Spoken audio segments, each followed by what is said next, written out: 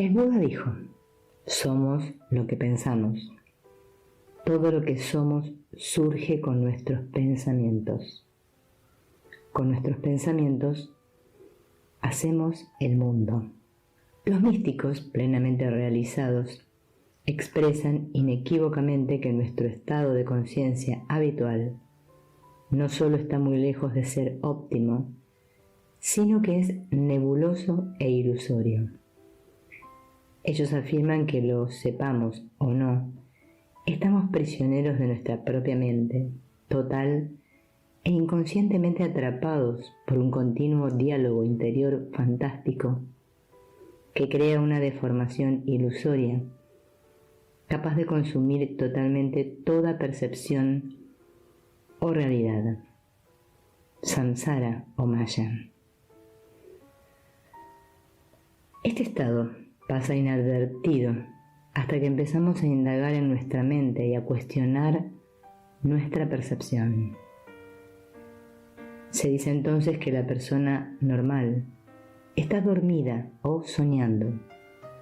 Cuando este sueño es especialmente doloroso e inquietante, se convierte en pesadilla y es reconocido como psicopatología. Pero dado que la mayor parte de nosotros soñamos, el verdadero estado de la situación pasa inadvertido. Pero cuando el individuo se desidentifica de manera permanente de este sueño, se dice que ha despertado. Desde la perspectiva del místico, se puede definir a la psicosis como el estar atrapado en o atado a cualquier estado de conciencia, ya que cada uno de ellos por sí solo es limitado y relativamente real. Los místicos sostienen que cualquiera que esté dispuesto al entrenamiento agotador pero necesario de desenmarañar su conciencia de la tiranía condicionada de la mente, podrá mirar hacia atrás y ver las limitaciones, antes no reconocidas, dentro de las cuales vivían. Dijo Laing: si no sé que no sé, pienso que sé. Es muy difícil explicar el camino a alguien que no lo ha intentado, pues no verá nada más que su punto de vista, o mejor dicho, la pérdida de su punto de vista. Sin embargo, si supiéramos que cada pérdida de nuestro punto de vista es un progreso, y cómo cambia nuestra vida cuando se pasa de la etapa de la verdad cerrada a la etapa de la verdad abierta, la cual es demasiado grande para ser capturada por un mísero punto de vista, todos haríamos el intento. La psicología transpersonal considera la conciencia como un estado restringido por una actitud defensiva. Este estado se encuentra inundado por un flujo continuo de pensamientos y fantasías, en gran parte incontrolables, que responden a nuestras necesidades y defensas. Todos somos prisioneros de nuestra mente. Darse cuenta de esto es el primer paso en el viaje de la liberación. Ram Dass. Liberar nuestra conciencia implica relajar esta contracción defensiva y apartar los obstáculos que se oponen al reconocimiento de nuestra potencialidad de expansión, siempre presente, aquietando la mente y reduciendo la deformación perceptiva. Crecemos con un plano de existencia, al cual llamamos real. Nos identificamos totalmente con esa realidad como algo absoluto y desechamos las experiencias que no son congruentes con ella. Lo que Einstein demostró en física es igualmente válido en todos los demás aspectos del cosmos. Toda realidad es relativa. Cada realidad es válida solo dentro de determinados límites. No es más que una versión posible de la manera de ver las cosas. Siempre hay múltiples versiones de la realidad. Despertarse de cualquier realidad aislada es reconocer que su realidad es relativa. Es decir, que la realidad que percibimos refleja nuestro propio estado de conciencia y jamás podemos explorar la realidad sin hacer al mismo tiempo una exploración de nosotros mismos, no solo porque somos, sino porque también creamos la realidad que exploramos. El enfoque transpersonal también sostiene que estamos mucho más atrapados y encerrados en nuestros condicionamientos de lo que podemos llegar a darnos cuenta, pero también sostiene que es posible liberarse de los mismos. Una de las tantas formas de condicionamiento es el apego. El apego está íntimamente vinculado al deseo y significa que el no cumplimiento de ese deseo tendrá como resultado el dolor. Por eso el apego desempeña un papel importante en la causa del sufrimiento, y para que éste cese es fundamental renunciar al apego. El apego no se limita a solo los objetos o personas externos. También puede existir apego a una determinada imagen de nosotros mismos, a un modelo de comportamiento o a un proceso psicológico. Uno de los apegos más fuertes son aquellos que nos ligan a la sensación de indignidad y al sufrimiento. En la medida en que creamos que nuestra identidad se deriva de nuestros roles, de nuestros problemas, de nuestras relaciones o del contenido de nuestra conciencia, el apego resultará reforzado por la zozobra de la supervivencia personal. Si renuncio a mis apegos, ¿quién seré? ¿Qué seré? Estamos tan identificados que jamás se nos ocurre siquiera cuestionar aquello que con tal claridad nos parece que somos. La identificación de la conciencia con el contenido mental hace que el individuo no llegue a percatarse del contexto más amplio de la conciencia que abarca este contenido. Por ejemplo, si una persona piensa, estoy asustado, y al observar ese pensamiento, lo ve como lo que es, o sea, lo ve nada más que como un pensamiento, entonces este ejerce poca influencia sobre él. Sin embargo, si el individuo se identifica con ese pensamiento, este pensamiento, estoy asustado, se convierte en su realidad, generando un montón de emociones que harán que perciba al mundo como atemorizante y actúe de manera temerosa en consecuencia.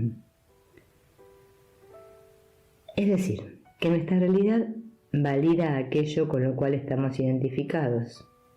A la persona identificada con la idea estoy asustado, le parece que todo demuestra la realidad y la validez de su miedo. La identificación hace que la persona no se percate del hecho de que su percepción emana de la idea estoy asustado, porque esta idea no es algo que se pueda ver, sino más bien aquello a partir de lo cual se ve y se interpreta todo lo demás. La conciencia queda así restringida a considerar el mundo desde una única perspectiva que se autovalida. Estamos dominados por todo aquello con lo cual nuestro ser se identifica. Solo podemos dominar y controlar todo aquello de lo cual nos desidentificamos.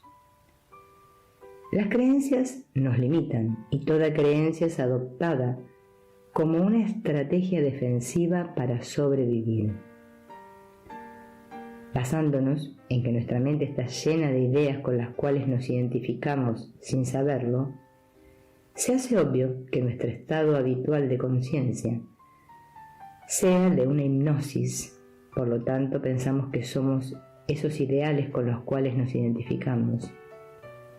Es decir, que los pensamientos de los cuales todavía no nos hemos desidentificado crean nuestro estado de conciencia, nuestra identidad, nuestra realidad. Sostenemos el mundo con nuestro diálogo interno. La tarea de despertar puede considerarse, pues, como una desidentificación progresiva respecto del contenido mental en general y de los pensamientos en particular. Esto se evidencia en prácticas como la meditación interiorizadora, en la que se observa el contenido de la mente, despojándose así de capas y capas de identificación. Como ya no existe ninguna identificación exclusiva con nada, queda trascendida la dicotomía yo, no yo, y la persona se autovivencia a la vez como nada y como todo. Al estar identificada al mismo tiempo con ningún sitio y con todos los sitios, en ninguna parte y en todas partes, su vivencia es la de haber trascendido el espacio y la ubicación. Una trascendencia similar se da con el tiempo. La mente está en un fluir constante, no se identifica con el cambio, y de esto surge una vivencia de estar fuera del tiempo o de trascenderlo. Esto se vivencia como eternidad. A partir de esta percepción se experimenta el tiempo como un producto ilusorio de la identificación. El tiempo es de tu propia hechura y su reloj late en tu cabeza. En el momento en que detengas el pensamiento, también el tiempo se detiene. En la medida en que somos un proceso mental, debemos esperar que el mundo natural muestre características de mentalidad similares. Gregory Bateson. Wilber afirma que la personalidad humana es una manifestación o expresión en múltiples niveles de una sola conciencia. Así como en la física se considera el espectro electromagnético como una expresión en múltiples bandas de una única onda electromagnética característica. El espectro de la conciencia es una aproximación pluridimensional a la identidad del hombre, es decir, que cada nivel del espectro está señalado por un sentimiento de identidad individual diferente y fácilmente reconocido, que a través de varias gradaciones o bandas desciende desde la identidad suprema de la conciencia cósmica hasta el sentimiento de identidad que se asocia a la conciencia del yo. Exploremos estos niveles del espectro. El nivel de la mente. La conciencia más íntima del hombre es idéntica a la realidad absoluta y fundamental del universo, conocida con los nombres de Brahman, Tao, Alá, Deidad o mente con mayúscula. Mente con mayúscula es lo que hay y todo lo que hay, inespacial y por lo tanto infinita, intemporal y por ende eterna, fuera de lo cual nada existe. En este nivel el hombre se identifica con el universo, el todo, o más bien es el todo. Este nivel no es un estado anormal de la conciencia, ni siquiera un estado alterado, sino más bien que es el único estado real de la conciencia, ya que todos los otros son esencialmente ilusorios. La conciencia, conocida como el Atman, el Cristo, Tathagata Garbha, es idéntica a la realidad fundamental del universo. Este es pues el nivel de la mente con mayúscula, de la conciencia cósmica, de la suprema identidad del hombre. Las bandas sensoriales. Estas bandas representan la zona del espectro que es supraindividual, donde el hombre no es consciente de su identidad con el todo, y sin embargo su identidad no está tampoco confinada en los límites del organismo individual. Estas son las bandas en las que se dan los arquetipos. En el budismo se las denomina Mahayana, que significa depositario de la conciencia supraindividual, y en el hinduismo se las llama Karana, Sarira o cuerpo causal. El nivel existencial. En este nivel el hombre se identifica con la totalidad de su organismo psicofísico, tal como existe en el espacio y en el tiempo. En este nivel se encuentra firmemente trazada la línea entre el sí mismo y el otro, el organismo y el medio. En este nivel, es en el que empiezan a desarrollarse los procesos de pensamiento racionales y la voluntad personal. Este nivel está influenciado por las bandas sensoriales, los arquetipos que colorean y moldean profundamente el sentido de la existencia. En este nivel el hombre, a través de sus filtros, deja pasar algunas cosas y otras no. Por eso cada uno de nosotros percibe el mundo de una manera diferente según sus filtros.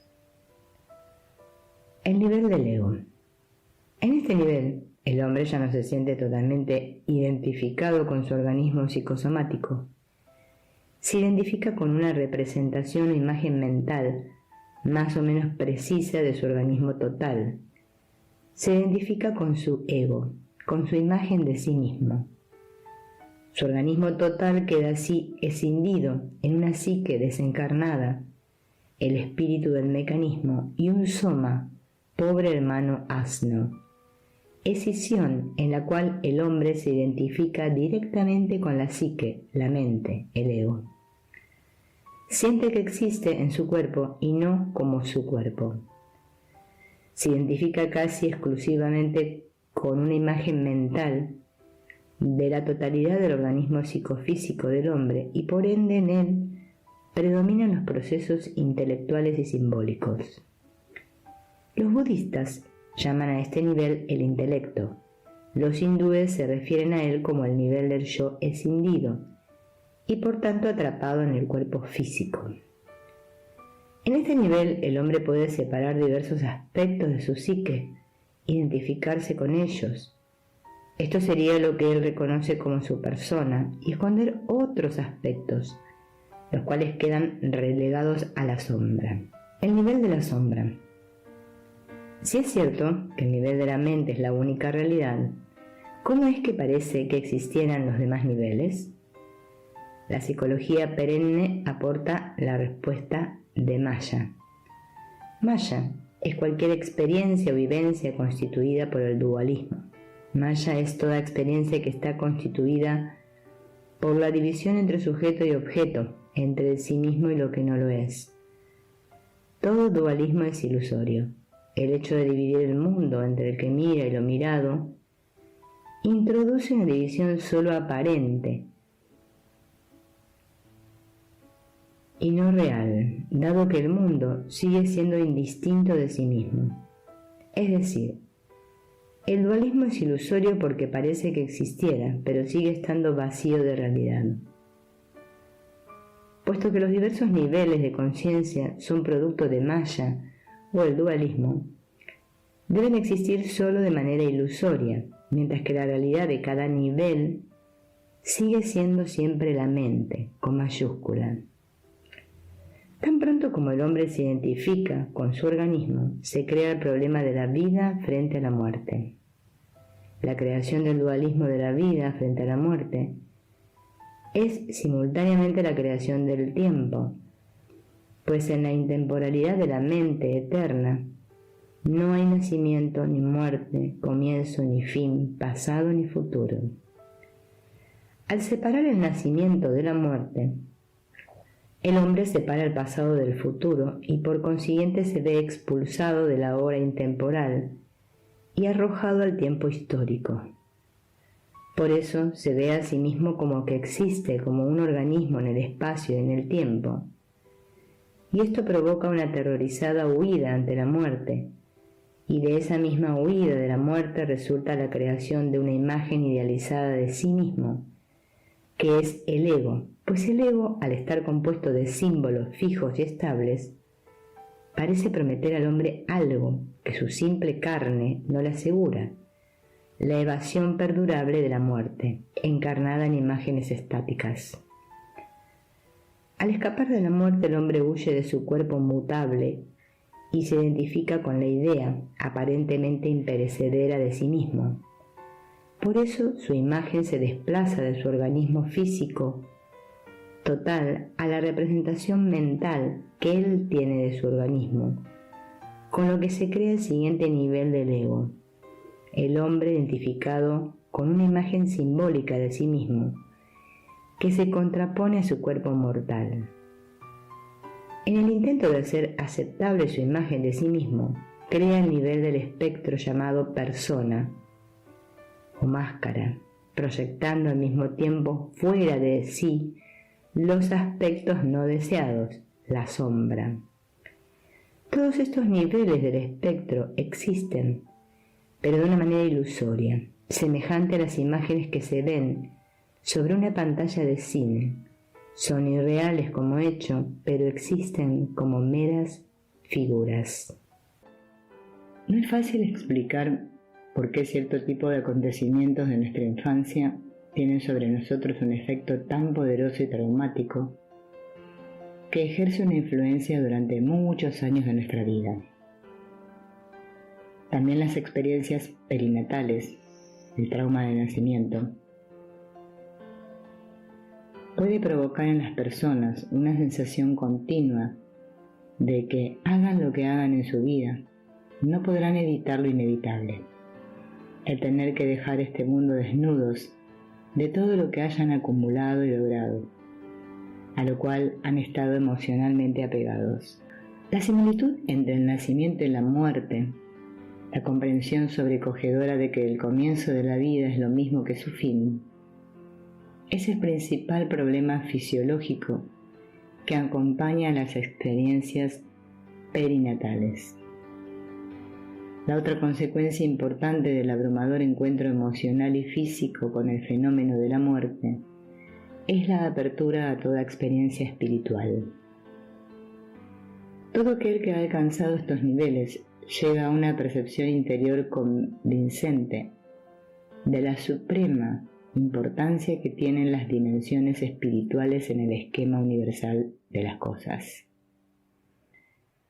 Las vivencias perinatales son manifestaciones de un nivel profundo del inconsciente. La intensidad de estas experiencias trasciende todo lo que habitualmente se considera como el límite de la experiencia individual.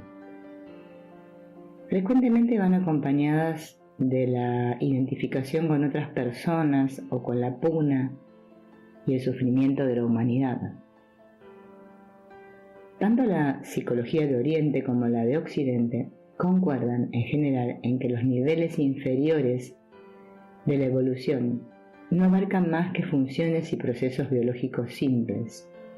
Es decir, que en los niveles inferiores encontramos procesos somáticos, instintos, sensaciones y percepciones simples e impulsos de orden sexual emocional. Esto coincide con una de las principales ideas freudianas. El ego es primero y principalmente un ego corporal. El ego corporal o sí mismo corporal tiende a evolucionar de la siguiente manera.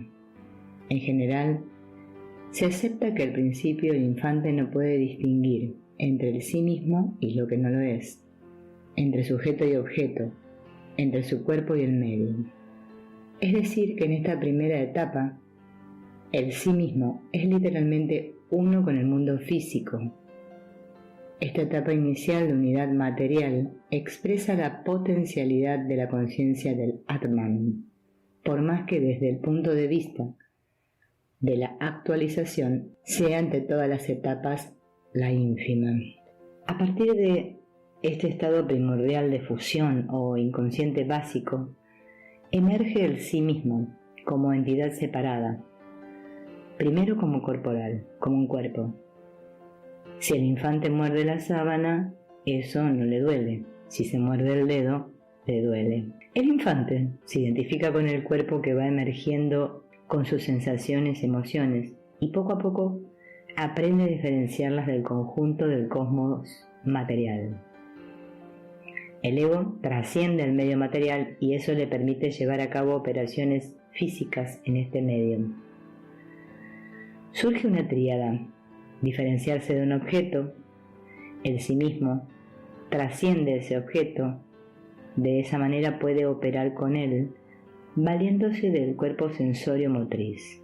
En esta etapa, el sí mismo ya no está ligado al medio, pero sí está ligado o identificado con el cuerpo biológico. En tanto que es ego corporal, el sí mismo está dominado por las necesidades instintivas, la impulsibilidad el principio del placer, urgencias y descargas involuntarias, es decir, por todos los procesos y tendencias primarias pertenecientes al ello, que también describió Freud.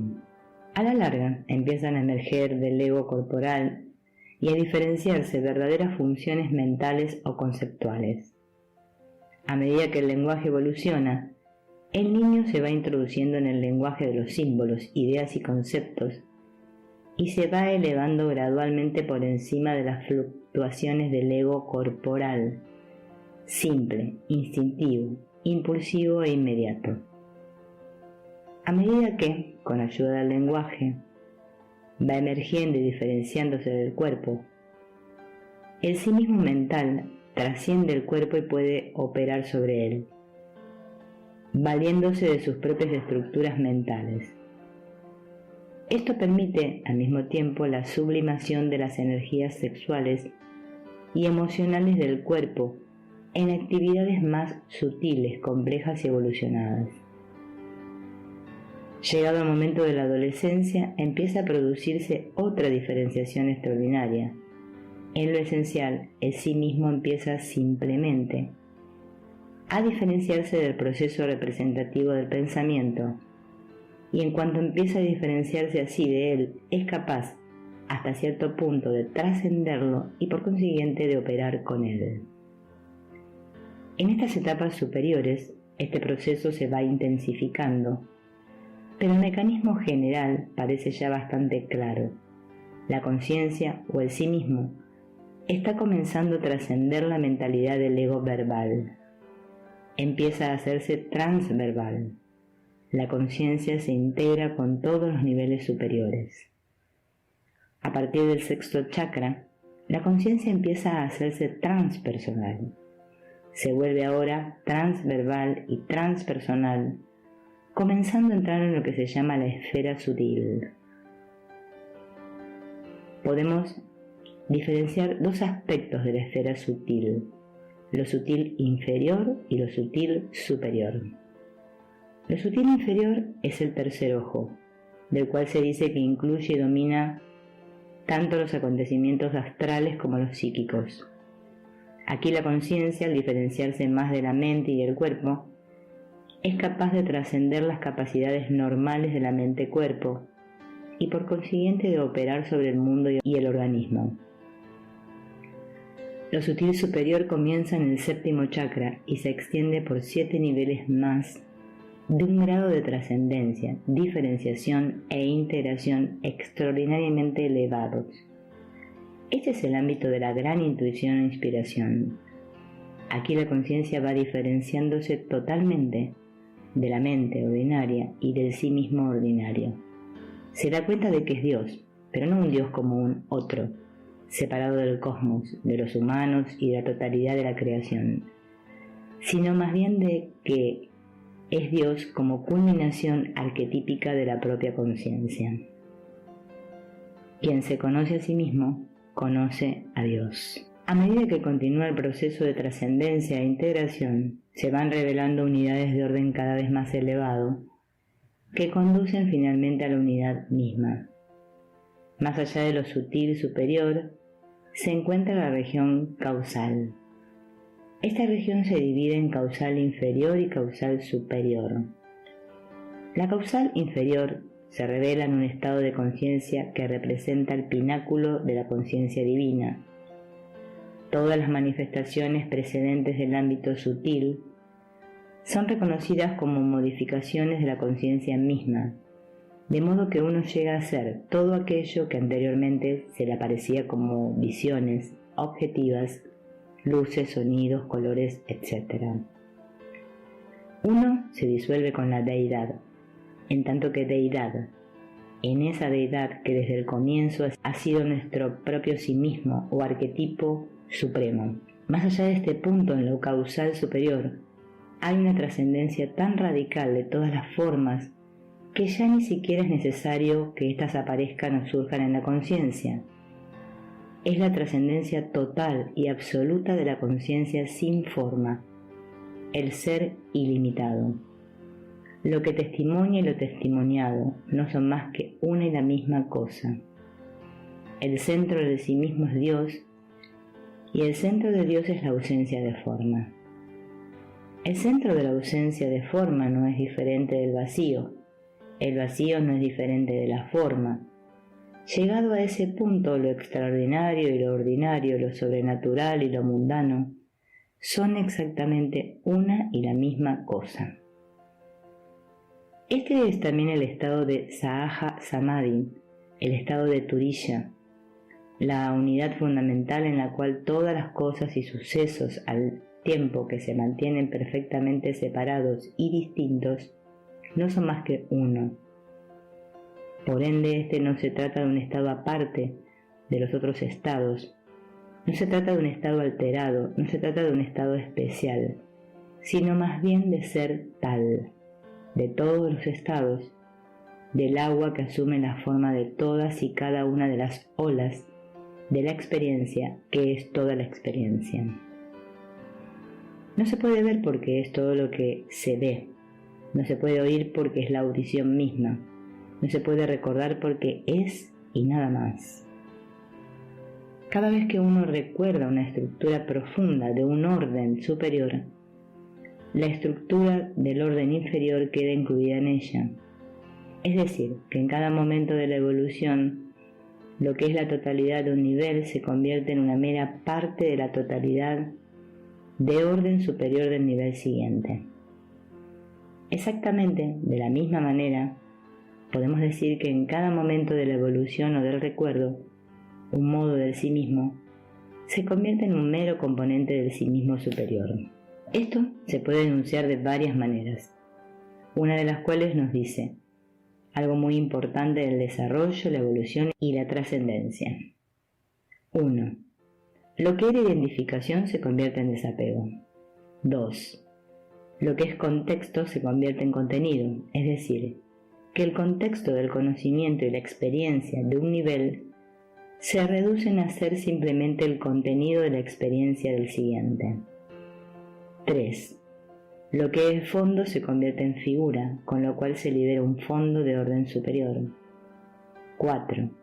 Lo que es subjetivo llega a ser objetivo, hasta que ambos términos dejan de tener sentido. Lo que es condición se convierte en elemento, por ejemplo, la mente, que es la condición a priori de la experiencia del yo, se convierte en un mero elemento de la experiencia en los ámbitos de orden superior. Tipos de procesos inconscientes. Freud descubrió que gran parte del ego es en sí mismo inconsciente. Localizó en el ego el origen de la represión, porque consideraba que la resistencia de los pacientes se encontraba en sus egos. La represión se origina en alguna parte del ego. Lo que reprime al ello sombra es algún aspecto del ego. Pero después Freud descubrió que esa parte del ego no estaba reprimida, llegando a la conclusión de que la parte no reprimida del ego era la parte represora. A esa parte la llamó superyo. Esa parte era inconsciente, no estaba reprimida, pero era represora. La represión es parte de ese superyo y se lleva a cabo por mediación del ego, en obediencia a sus órdenes. Hay porciones de ambos, del ego y del superyo, que son inconscientes pero no reprimidas. El individuo utiliza como mecanismo de defensa la exclusión de todas aquellas percepciones y experiencias con el fin de no sentirse abrumado tanto por su medio externo como interno. Deja fuera o corrige cualquier aspecto de sí mismo y del mundo que le parezca amenazador. La represión es simplemente una forma de traducción incorrecta de la realidad, o podríamos decir una interpretación incorrecta. Esta traducción incorrecta da como resultado a la vez un síntoma y un símbolo. El terapeuta debe ayudar al individuo retraducir la interpretación, sus síntomas simbólicos, a sus formas originales, sugiriéndole otros significados para esos símbolos, síntomas. Sus sentimientos de depresión son en realidad sentimientos de cólera enmascarados. No es solo que el individuo olvida, sino que no quiere recordar. Uno no puede darse cuenta de esa identificación si no la rompe. En el momento en que se da cuenta de que tiene una mente, puede percibirla desde otras regiones sutiles. Es decir, uno puede ver totalmente al que mira. Uno de los objetivos de la terapia es darse cuenta de cómo uno traduce incorrectamente el mundo. La transformación en los ámbitos sutiles o causales requiere que la traducción del ego se debilite y se flexibilice, no que se destruya. Las traducciones del ego se componen de pensamientos y conceptos verbales y de reacciones emocionales ante los mismos. La meditación consiste en una manera de desorganizar la traducción conceptual con el fin de abrir camino a la transformación sutil. Es como pedirle a un niño que exprese en palabras algo que él preferiría actuar o representar. Le estamos pidiendo al ego que exprese en formas sutiles aquello en lo cual él preferiría pensar conceptualmente. A medida que la traducción actual del ego comienza a debilitarse, el individuo queda, primero, expuesto al inconsciente sumergido no reprimido. Más adelante se accede a lo inconsciente incrustado, que son los aspectos no reprimidos pero represores. A medida que el aspecto represor se afloja, el inconsciente reprimido, sumergido, empieza a emerger y el individuo se ve enfrentado a su sombra. Lo que sucede es que el individuo, mediante el aflojamiento de la traducción del ego y de lo inconsciente incrustado, ha revivido su vida hasta ese momento. Se ha abierto a todos los traumas, las fijaciones, los complejos y las sombras de todos los niveles de conciencia. Nuestro estado de conciencia habitual no es algo natural o dado, sino que es una construcción sumamente compleja para hacer frente a nuestro medio y a las otras personas que se encuentran en él. Es un instrumento que es útil para hacer algunas cosas, pero en cuanto se trata de otras cosas no resulta útil e incluso puede ser peligroso. Es posible dividir a la conciencia analíticamente en muchas partes. Sin embargo, esas partes funcionan en conjunto como un todo, es decir, forman un sistema. Para entender la complejidad de la conciencia, es menester verla como un sistema y entender sus partes. Para entender este sistema construido llamado estado de conciencia, vamos a empezar por unos postulados básicos. El primer postulado es la existencia de un darse cuenta básico, una toma de conciencia. Para esto se requiere el acto volitivo de poner foco, es decir, de atención. También podemos darnos cuenta de que nos damos cuenta. Otros postulados se refieren a estructuras relativamente permanentes de la mente-cerebro que actúan sobre la información para transformarla de diversas maneras. Por ejemplo, las habilidades matemáticas constituyen una serie de estructuras relacionadas. Aquí la atención, el darse cuenta, actúa como una energía psicológica para que se activen las estructuras deseadas y se desactiven las indeseadas.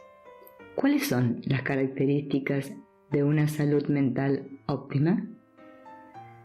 Entre ellas están: 1. El reconocimiento de que uno es responsable de y fuente de su propia experiencia, vivencia y sensación de bienestar. 2. Una mayor sensibilidad hacia los otros, que se manifiesta por un incremento del amor, la compasión, la empatía y la generosidad. 3. Una apreciación del carácter sobrecogedor y misterioso de la vida, expresado en actitudes de reverencia, gratitud, maravilla, sensibilidad y una participación íntegra y sincera ante la vida con una apertura al gozo. En nuestro mundo moderno se ha supuesto siempre que lo único que requiere autoobservación es que la persona mire hacia adentro.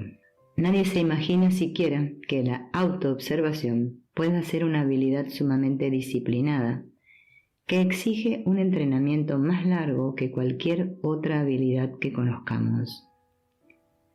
La mala reputación de la introspección resulta de la peculiar idea de que, completamente solo y sin entrenamiento ni guía, un hombre puede efectuar observaciones limpias y precisas de su propio pensamiento, de su propia percepción.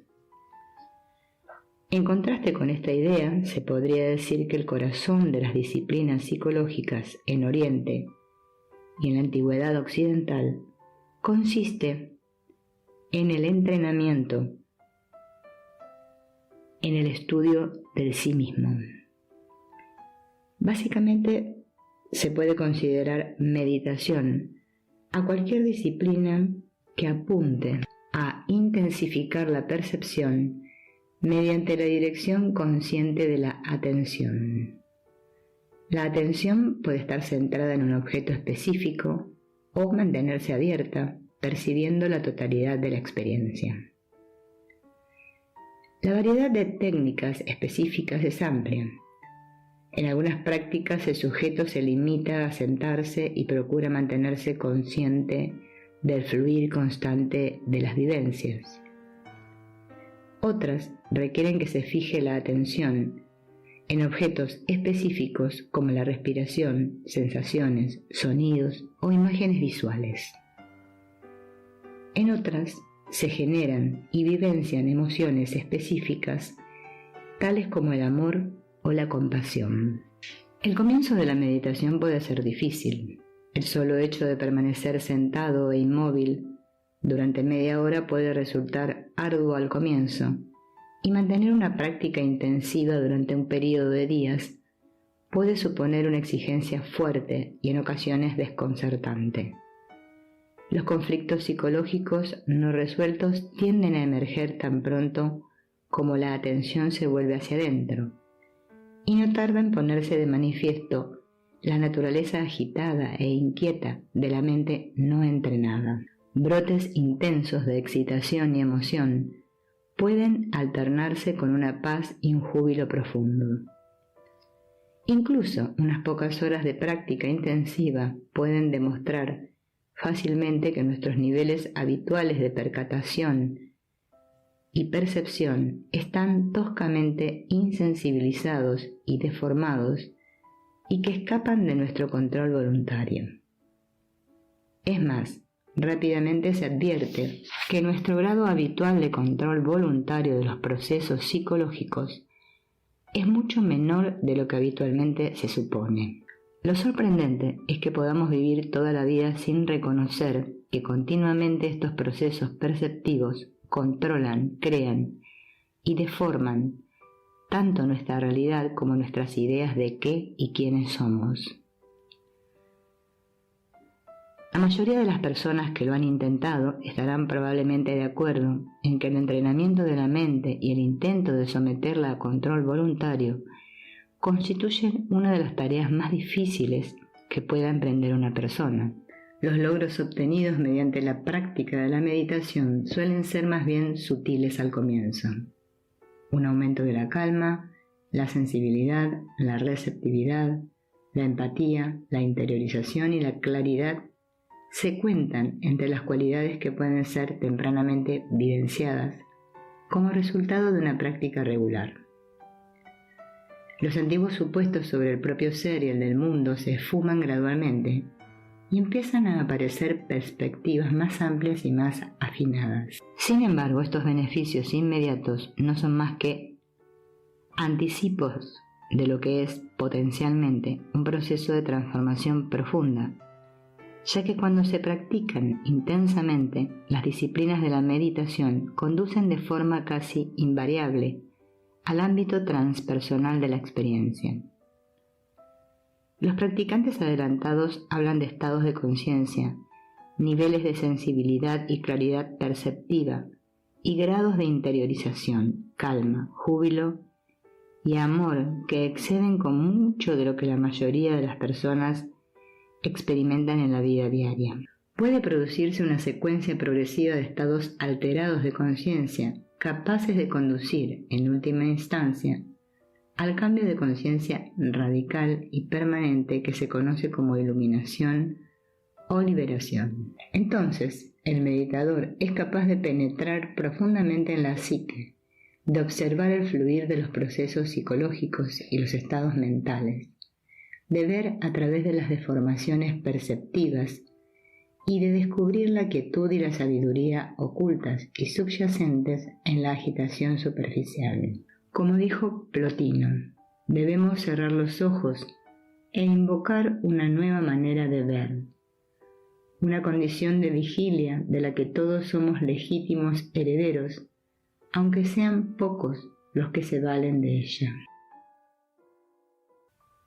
Tienes muchas constelaciones de pensamientos, cada una de las cuales configura una identidad sexual, social, cultural, educacional, económica, intelectual, histórica, filosófica y espiritual, entre otras. Una u otra de estas identidades se hace cargo de la situación en la medida en que ésta lo exige, y por lo general tú te pierdes en la identidad que en un momento dado domina tus pensamientos. En el momento en que alguien es madre, padre, estudiante o amante, lo demás se pierde. Si vas a ver una buena película, te dejas llevar por el argumento, y cuando las luces de la sala se encienden una vez terminado el film, te sientes ligeramente desorientado y necesitas un tiempo para poder volver a ser la persona que está sentada en la butaca. Pero si la película no es buena y no te cautiva, entonces oyes el ruido de los que comen caramelos, atiendes a la calidad técnica de la obra y percibes a la gente que hay en la sala. Tu mente no se decide a sumergirse en la película. La calma que la meditación aporta a tu vida es como retraerte de la película. La película es tu vida y tu trama es melodramática. Llegaré a la iluminación, me casaré, tendré hijos, me compraré un coche nuevo. Tales son las líneas argumentales. Otra forma de entender el espacio al cual nos acerca la meditación es pensar en los sueños. Tal vez nunca hayas tenido la experiencia de despertarte de un sueño dentro de un sueño, pero todas las mañanas cuando te despiertas de un sueño ¿a qué? ¿A la realidad? O quizás a otro sueño. La palabra sueño tiene una sugerencia de irrealidad. Una forma más elegante de decirlo es que te despiertas de una realidad relativa a otra. Crecemos en un plano de la existencia al cual llamamos real. Nos identificamos totalmente con esa realidad, considerándola absoluta, y las experiencias o vivencias que no son congruentes con ellas, la descartamos, tachándolas de sueños, alucinaciones, insanía o fantasía. Lo que Einstein demostró en la física es igualmente válido para todos los demás aspectos del cosmos. Toda realidad es relativa. Cada realidad es verdadera solo dentro de determinados límites y no es más que una de las posibles versiones de cómo son las cosas. Siempre hay múltiples versiones de la realidad. Despertar de cualquier realidad aislada es reconocer su naturaleza relativa, y la meditación es, ni más ni menos, un recurso para conseguirlo. La conciencia normal de vigilia, los estados oníricos, los estados emocionales y otros estados de conciencia son realidades diferentes, algo así como los canales del receptor de la televisión. Mientras vas paseando por la calle puedes sintonizar tu receptor con el mundo en cualquier cantidad de canales. Cada manera de sintonizarlo crea una calle muy diferente. Pero la calle no cambia, el que cambia eres tú. La percepción que se da en el proceso meditativo deja margen para que todas las maneras de ver existan en el espacio que rodea el acontecimiento. Es una percepción caracterizada por una claridad que pone en descubierto tanto el funcionamiento de la mente como el de las demás fuerzas que operan en una situación. Y esta claridad te permite ver, momento a momento, los factores que determinan tus opciones. Sin embargo, para captar todo esto no tienes que pensar. Te encuentras con que sabes, con que comprendes. En esta quietud, claridad interiores te apercibes plenamente de toda la gestalt, de la totalidad del cuadro. Sin ningún esfuerzo, tu respuesta es óptima en todos los niveles, sin limitarse a hacer una reacción mecánica en uno solo de ellos. La respuesta es afinada, armónica, fluyente. Tu ego es una serie de pensamientos que definen tu universo. Es como una habitación familiar construida de pensamientos. A través de sus ventanas ves el universo. En esa habitación estás seguro. Pero en la medida en que te da miedo aventurarte fuera de ella, se ha convertido en una prisión. Tu ego te ha enfadado, crees que para sobrevivir necesitas su manera específica de pensar. El ego te controla por mediación del miedo a la pérdida de identidad. Parece como si abandonar esos pensamientos equivaliera a eliminarte, de modo que te aferras a ellos. Pero hay una alternativa. Para escapar de su tiranía, no necesitas destruir al ego. Puedes mantener ese cuarto familiar para usarlo cuando quieras y estar en libertad de ir y venir. Primero, necesitas saber que eres infinitamente más que la habitación ego por la cual te defines. Y una vez que lo sepas, tienes el poder de hacer del ego, en vez de una prisión, una base. Necesitamos de esa matriz de pensamientos, sentimientos y sensaciones que llamamos el ego para sobrevivir física y psicológicamente. El ego nos dice que es causa de qué debemos evitar, cómo satisfacer nuestros deseos y qué hacer en cada situación. Y lo hace poniendo rótulos a todo lo que percibimos o pensamos. Estos rótulos imprimen orden a nuestro mundo y nos proporcionan una sensación de seguridad y de bienestar. Con esas etiquetas conocemos nuestro mundo y sabemos qué lugar ocupamos en él. El ego convierte un mundo indómito en un lugar seguro. Son incontables las impresiones sensoriales y las ideas que nos acosan. De modo que si el ego no filtrara y excluyera la información que no viene al caso, la sobrecarga nos inundaría, nos abrumaría y en última instancia nos destruiría. O por lo menos así parece. El ego nos ha convencido de que lo necesitamos, y no solo de que lo necesitamos, sino de que somos él. Yo soy mi cuerpo, soy mi personalidad, soy mi neurosis, estoy enojado, deprimido, soy buena persona, soy sincero, busco la verdad, soy un perfecto Aragán, definición tras definición, cuarto tras cuarto. Algunos están en apartamentos de mucho nivel, son muy importantes. Algunos están en los suburbios de la ciudad, sobreviviendo apenas. La meditación plantea la cuestión de quiénes somos realmente. Si somos lo mismo que nuestro ego, entonces, si abrimos los filtros del ego y lo inundamos, nos ahogaremos. Por otra parte, si no somos exclusivamente tal como el ego nos define, entonces es posible que la remoción de los filtros del ego no sea una amenaza tan grave. Es posible que, de hecho, signifique nuestra liberación. Pero mientras el ego lleve la voz cantante, jamás podremos ser otra cosa que lo que él nos diga. Como un dictador, nos ofrece una seguridad paternalista a expensas de nuestra libertad. Podríamos preguntarnos cómo podemos sobrevivir sin nuestro ego. No te preocupes, que no desaparece. Y con todo, podemos aprender a aventurarnos más allá de él. El ego está ahí en calidad de servidor nuestro. Nuestra habitación está ahí.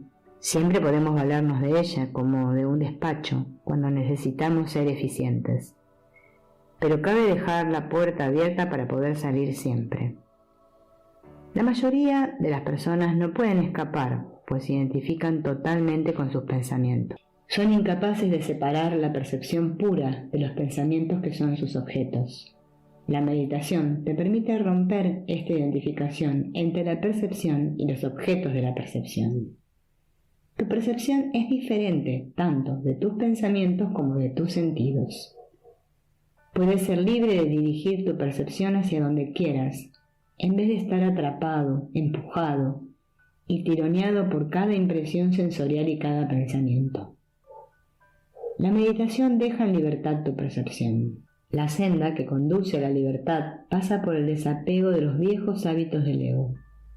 Lentamente llegarás a una integración nueva y más profunda de tus experiencias en una estructura del universo más evolucionada. Es decir, que fluirás más allá de los límites de tu ego hasta que en última instancia te fundas con el universo. En ese momento habrás trascendido el ego. Hasta entonces tendrás que romper viejas estructuras, construir otras más amplias, irrumpir también a través de ellas y construir otras aún más amplias. Hasta el final mismo del ascenso de la montaña de la liberación, persiste un sufrimiento sutilísimo, pues sigue habiendo un individuo, hombre o mujer, que se identifica con su condición de entidad separada. Todavía hay apego, todavía queda un último vínculo por romper. En el momento de trepar el pico más alto o de recorrer la más estrecha de las cornisas, el escalador debe renunciar a todo, incluso a la conciencia de sí mismo, para convertirse en el perfecto instrumento de la escalada. Y en los momentos finales de esta, trasciende incluso la identidad de escalador. Como dijo Cristo, en verdad hay que morir y nacer de nuevo. Después de haber llegado a la cumbre, después de pasar por la transformación total del ser, después de haberse liberado del miedo, la duda, la confusión y el estar pendiente de sí mismo, queda todavía un paso por dar para completar ese viaje. El regreso hacia abajo, al valle, al mundo de lo cotidiano. Y el que regresa ya no es el que había empezado a escalar. El ser que retorna es la tranquilidad misma, es la compasión y la sabiduría, es la verdad de las edades. Cualquiera que sea la posición, elevada o humilde, que ese ser ocupe en la comunidad, se convertirá en una luz para otros que estén en el camino, en una expresión de la libertad que se alcanza al tocar la cumbre de la montaña. La preparación para la meditación. La purificación psicológica significa podar los pensamientos que distraen. El proceso de purificación es una de las 3 divisiones principales de la disciplina en el esquema budista.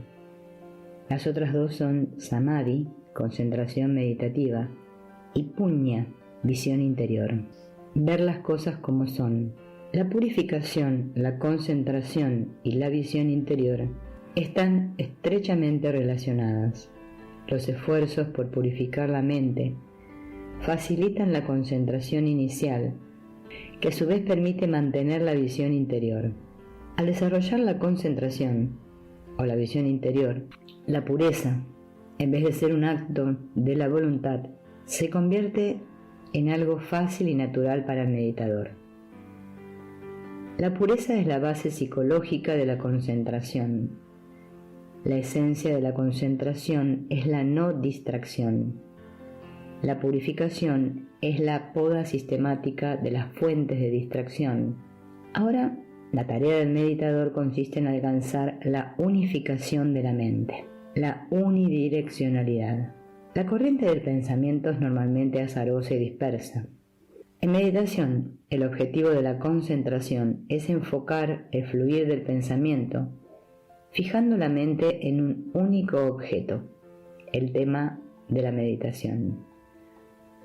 En las etapas posteriores de la concentración meditativa, la mente no solamente se dirige hacia el objeto, sino que finalmente lo penetra, totalmente absorbida en él.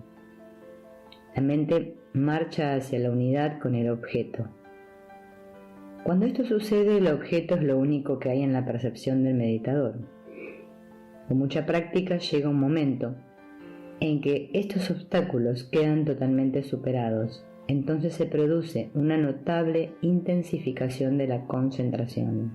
En ese momento asumen simultáneamente un carácter dominante los atributos mentales, tales como la unidireccionalidad y el arrobamiento, que han de madurar hasta convertirse en absorción plena. Cada uno de ellos ha estado presente desde antes en diferentes grados, pero cuando todos coinciden, alcanzan un poder especial. Este es el primer logro digno de mención en la meditación de concentración, debido a que es el estado que bordea la absorción plena. Se le llama concentración de acceso. Al seguir concentrándose continuamente en el objeto de la meditación, se llega al primer momento que señala una ruptura total con la conciencia normal. Es la absorción plena o jnana. Súbitamente parece que la mente se sumergiera en el objeto y quedara fijada en él. Los pensamientos que obstaculizan el proceso cesan por completo. No hay percepción sensorial ni la habitual percatación del propio cuerpo.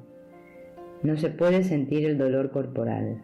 Aparte de la atención inicial y sostenida al objeto principal, la conciencia está dominada por sentimientos de arrebato, arrobamiento y unidireccionalidad. Estos son los factores mentales que cuando predominan en forma conjunta constituyen el jnana.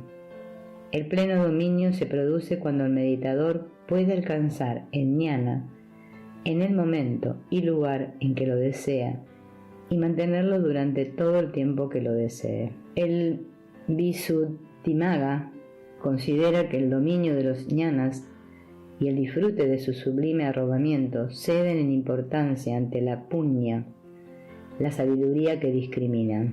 El dominio del jnana es parte de un entrenamiento completo, pero sus ventajas para el meditador residen en que flexibilizan la mente, con lo cual aceleran la práctica de la punya.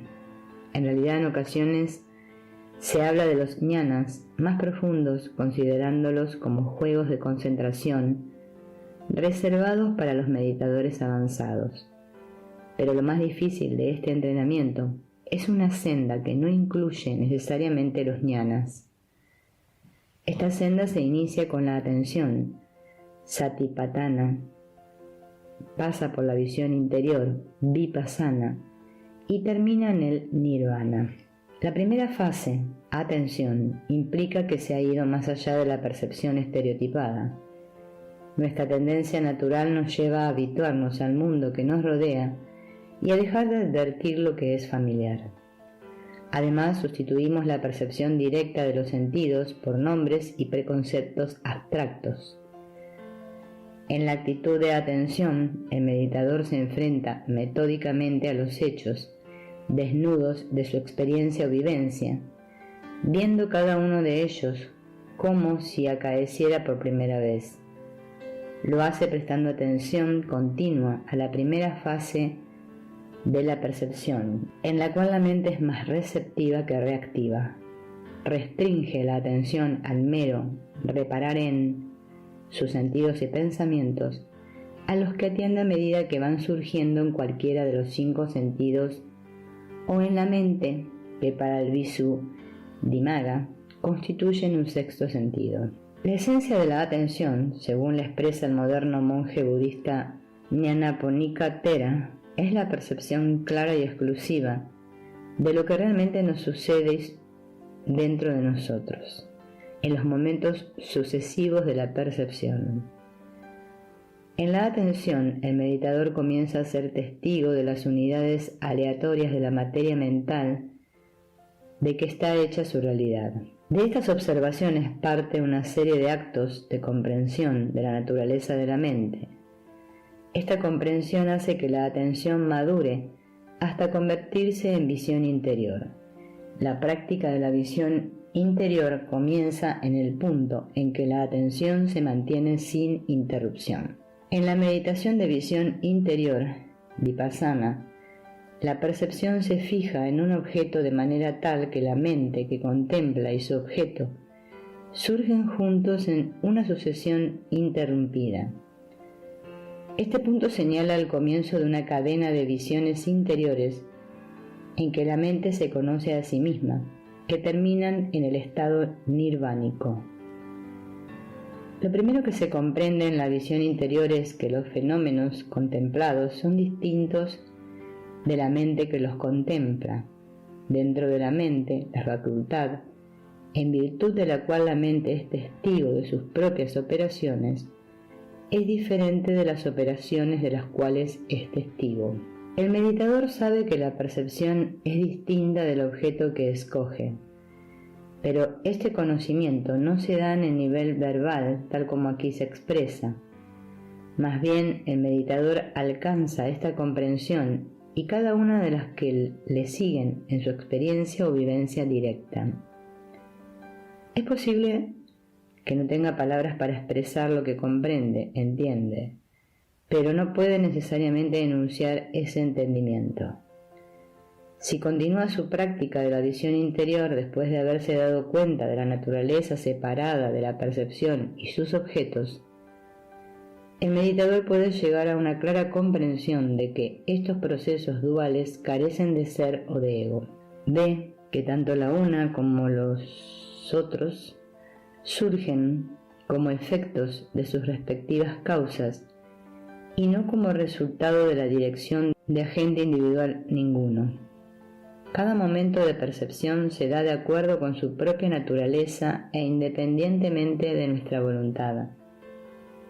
El mediador llega a la certeza de que en la mente no hay donde pueda detectarse ninguna entidad perdurable. Tal es la experiencia directa de la doctrina budista de Anatta, literalmente negación del ser o ego, que expresa que en los fenómenos no hay nada equiparable a una personalidad interior, incluyéndonos a nosotros mismos. El meditador ve su vida pasada y futura como un simple proceso condicionado de causa-efecto. Ya no duda de si el yo existe realmente, sabe que yo soy es un concepto erróneo. Al seguir practicando la visión interior, el meditador descubre que la mente, que en él es testigo y sus objetos, vienen y van a una frecuencia que excede los límites de su conocimiento. Ve que todo su campo de percepción se encuentra en un fluir continuo y se da cuenta de que el mundo de su realidad se renueva a cada momento mental en una cadena interminable. Con esta comprensión alcanza el conocimiento de la verdad de la impermanencia en Pali, Anicca, en las profundidades de su ser. Cuando el meditador se da cuenta de que su realidad privada está vacía de ser y de ego, y de que es siempre cambiante, se ve llevado a un estado de desapego respecto del mundo de su experiencia. A partir de la perspectiva de este desapego, las cualidades de impermanencia e impersonalidad de su mente lo llevan a ver que esta es una fuente de sufrimiento. En Pali, dukkha. La psicoterapia transpersonal. Si nuestra ciencia de la salud mental ha de llegar a ser más efectiva, los psicoterapeutas tendrán que equilibrar su conocimiento de las técnicas y conceptos psicológicos con una disposición contemplativa. La psicoterapia transpersonal, tal como la definen los psicoterapeutas, cuya práctica clínica incluye este tipo de trabajo, es el aspecto de la terapia que trasciende los objetivos del ego y conecta lo psicológico con la práctica espiritual. Tradicionalmente la terapia occidental se ha preocupado sobre todo por la psicodinámica, la modificación del comportamiento y el crecimiento personal. Se ha ignorado que una personalidad bien adaptada es sana y se ha ignorado mayormente todo aspecto del ser que trascienda la personalidad.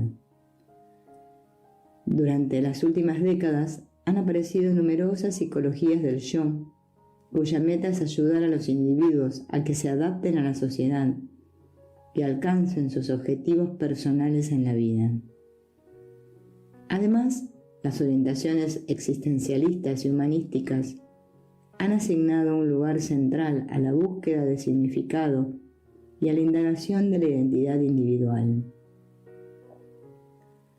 El mundo interior de la psique ha sido explorado en profundidad por la psicología analítica de Carl Jung y otros. Sin embargo, solo en la década de 1970 han empezado a interesarse los terapeutas occidentales por la investigación personal de la meditación y de otras técnicas orientadas a la alteración de la conciencia y a incorporar las técnicas orientales a la práctica de la terapia. En tanto que el ámbito de lo transpersonal era previamente dominio exclusivo del gurú o maestro espiritual, a los psicoterapeutas que trabajan con el tipo de problemas humanos que ponen en juego los valores, el significado y el propósito, se les ha hecho cada vez más evidente que cuando el crecimiento psicológico trasciende la personalidad, plantea invariablemente cuestiones de naturaleza espiritual. Con frecuencia se considera que la psicoterapia orientada a la resolución de conflictos psicodinámicos y al crecimiento personal es una buena preparación para las disciplinas espirituales que se ocupan exclusivamente de los dominios transpersonales del ser.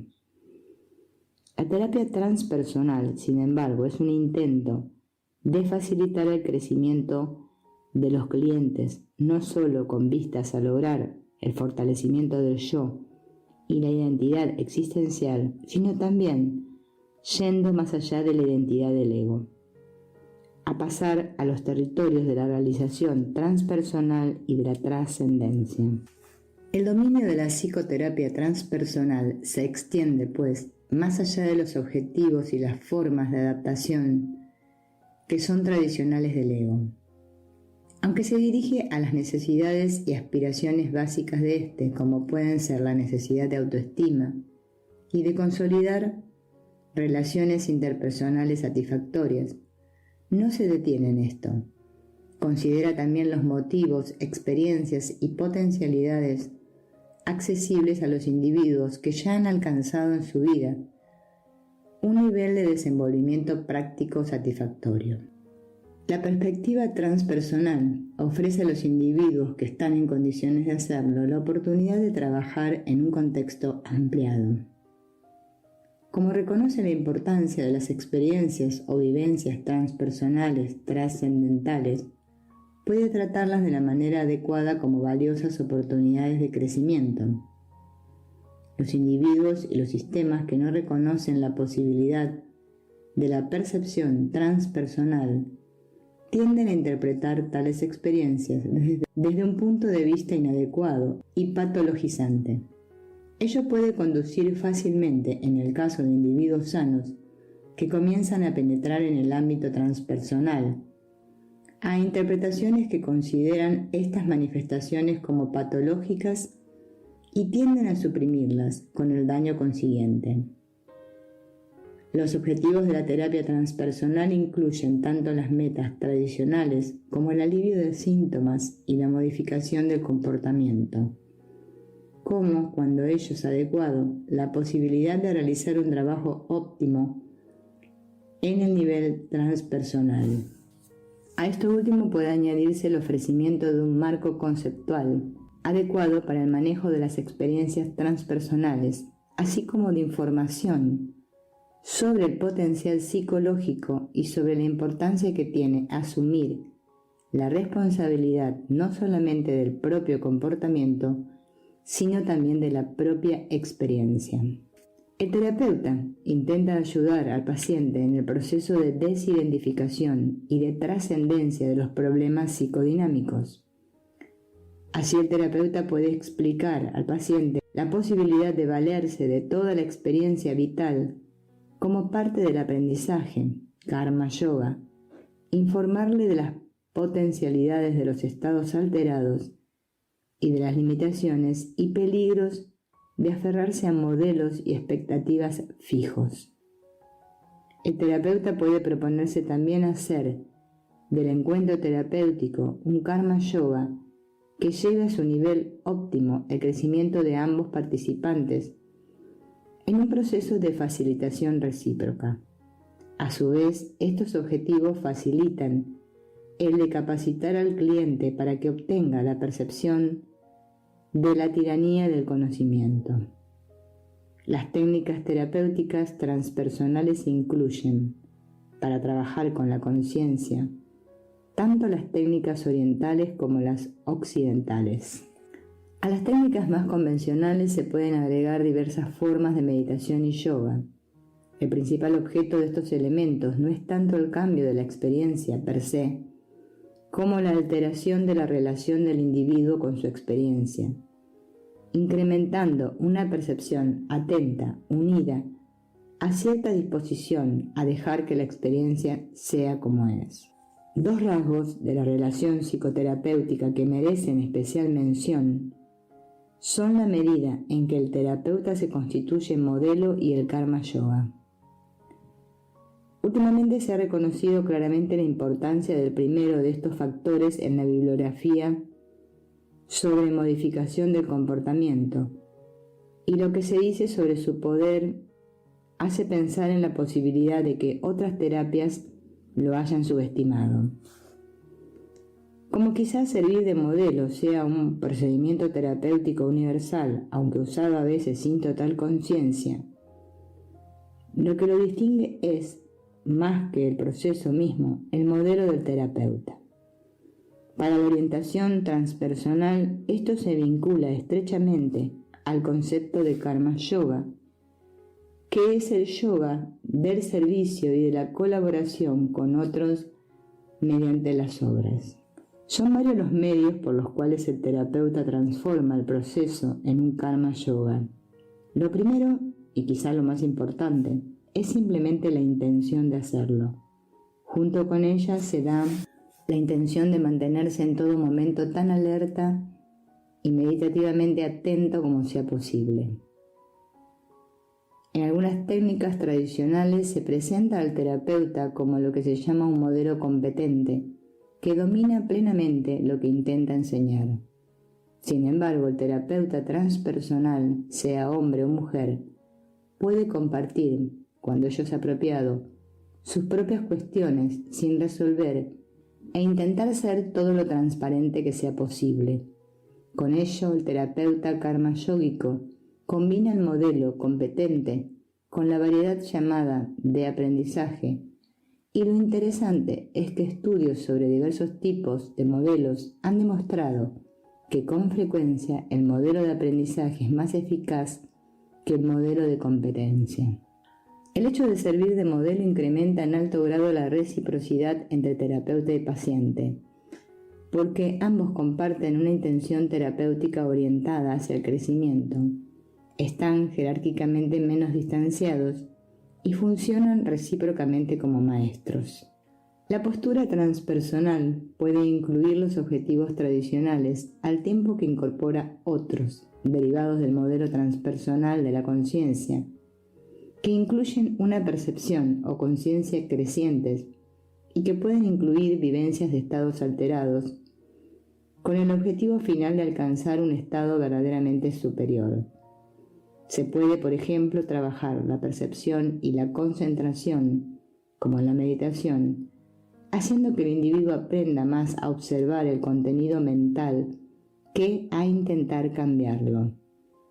El aforismo adecuado podría ser: obsérvalo todo sin hacer nada, tal como observó Peirce. La percepción per se, en y por sí misma, puede ser curativa. Además de observar el contenido mental, el individuo intenta también desidentificarse de él, un proceso que explora una cuestión más fundamental, que no solo plantea quién soy, sino también qué soy. Por ejemplo, a un paciente que se presentara a un terapeuta tradicional quejándose de que se siente inadecuado, incapaz, inferior, etc., se le consideraría como una persona que tiene baja autoestima, un yo débil o atribuciones negativas, según cuál fuera la disciplina particular del terapeuta. Si trabajara con un enfoque psicodinámico, es posible que intentara determinar el origen de estas ideas, mientras que con una técnica conductista intentaría modificarlas directamente mediante el cambio ambiental, el reforzamiento diferencial o tácticas cognitivas. Sea cual fuere la técnica, de hecho, el objetivo sería modificar lo que el cliente cree y la vivencia que tiene del tipo de persona que es. En cambio, un terapeuta transpersonal podría usar estas técnicas, pero reconocería también que el problema representa un ejemplo de identificación con ideas y emociones negativas. Además, este problema sería considerado como un solo ejemplo de los muchos tipos de identificación en que el cliente se encuentra inconscientemente enredado. El rasgo distintivo de esta identificación en particular sería, simplemente, que está causando un malestar de dimensiones clínicas. Así pues, el terapeuta transpersonal decidiera trabajar con una técnica meditativa, iniciaría un entrenamiento de la percepción, cuya meta es la desidentificación de todo pensamiento, la cual daría como resultado no solamente que el paciente tuviera una creencia diferente sobre el tipo de persona que es, sino que se alterase algo mucho más fundamental, la percepción de lo que él o ella es. La amplitud relativa con que se emplearán las técnicas tradicionales y no tradicionales variará individualmente con cada paciente. Sin embargo, los objetivos de la meditación y de las técnicas transpersonales trascienden los de la psicoterapia occidental tradicional. Por ejemplo, el modelo transpersonal sugiere que la identificación con el ego es ilusoria, solo un sueño. En Occidente, donde se toma por realidad esta ilusión, el terapeuta puede ayudar a evitar que el sueño se convierta en pesadilla. Pero el objetivo de un acercamiento transpersonal a la conciencia es el despertar. La personalidad, un subsistema del sí mismo. Un supuesto básico de la psicología transpersonal es que en nosotros hay algo más que nuestra personalidad. La personalidad es la sensación que tenemos de una identidad aparte, diferente y peculiar. La personalidad no es, sin embargo, más que una faceta del sí mismo, de la identidad total, y es posible que ni siquiera sea una faceta central. La misma palabra transpersonal significa que traspasa o trasciende la personalidad. Estar totalmente identificado con la propia personalidad puede ser una prueba de la existencia de alguna forma de psicopatología. Uno de los objetivos terapéuticos es alinear la personalidad en el marco de la totalidad del sí mismo para que funcione de manera adecuada. Estas ideas chocan frontalmente con la tesis comúnmente aceptada de que lo primero y principal en la vida es mejorar la personalidad. En el contexto de la terapia transpersonal, un objetivo es estimular y desarrollar las tendencias que permiten que un individuo se desidentifique de las restricciones de la personalidad y capte su identidad con la totalidad del sí mismo. El drama personal. Cuando tengo pacientes gravemente enfermos que son obsesivos, y la gente gravemente enferma es obsesiva por definición, les obsesiona la importancia de su drama interno y lo cosifican, lo cristalizan, lo estabilizan como si el drama no tuviera alternativas. Les pongo en contacto con un argumento real. Una manera alternativa de empezar a redefinir la importancia de la personalidad es describirla como un drama personal. Los dramas personales son pautas de comportamiento predecibles, repetitivas y complejas, representadas con o sin la presencia o participación de otros. Es frecuente que no se reconozca su naturaleza repetitiva. Por ejemplo, en un grupo de terapia una persona comienza: ¿saben? En este momento me siento como... Con esa línea inicial, el grupo sabe que esa persona va a dar comienzo a uno de sus dramas personales. Ahora representaré en realidad. Mi madre amaba a mi hermana más que a mí, seguido por un coro de siento mi sexualidad como congelada dentro de mí, para terminar con a veces quisiera ser lesbiana, pero si lo fuera me mataría. Los dramas personales son un lujo innecesario e interfieren con un funcionamiento pleno. Son parte de nuestro bagaje emocional y por lo común es beneficioso para una persona alcanzar cierto desapego respecto de sus propios dramas, así como aprender a desapegarse de los dramas personales de otros. Una técnica terapéutica para el manejo de los dramas personales es hacer saber a la persona que el terapeuta está observando su drama personal sin por ello confundir al autor o autora con el actor o actriz. Con los niños, esto puede asumir la siguiente forma. Cuando se inicia una pataleta, el terapeuta acerca su silla y dice al niño que está muy impresionado por su exhibición y su violencia, pero que le gustaría volver a ver una pataleta con más llantos y sofocos como la de la semana pasada. Así se reduce la decisión del niño a seguir adelante con la pataleta. Inicialmente, cuando se pone a una persona ante la posibilidad de que un comportamiento no sea más que un drama personal, uno puede encontrarse con una reacción de furia y excitación que pasa rápidamente. Si el terapeuta estima auténticamente a la persona, será frecuente que el drama termine con la risa y el alivio propios de verse desenmascarado. ¿Cómo y cuándo puede llegar una persona a un nivel de percepción desapegado que le permita descartar los viejos dramas y pasar a actitudes más adecuadas? Una respuesta posible puede ser aprender a usar la conciencia testigo.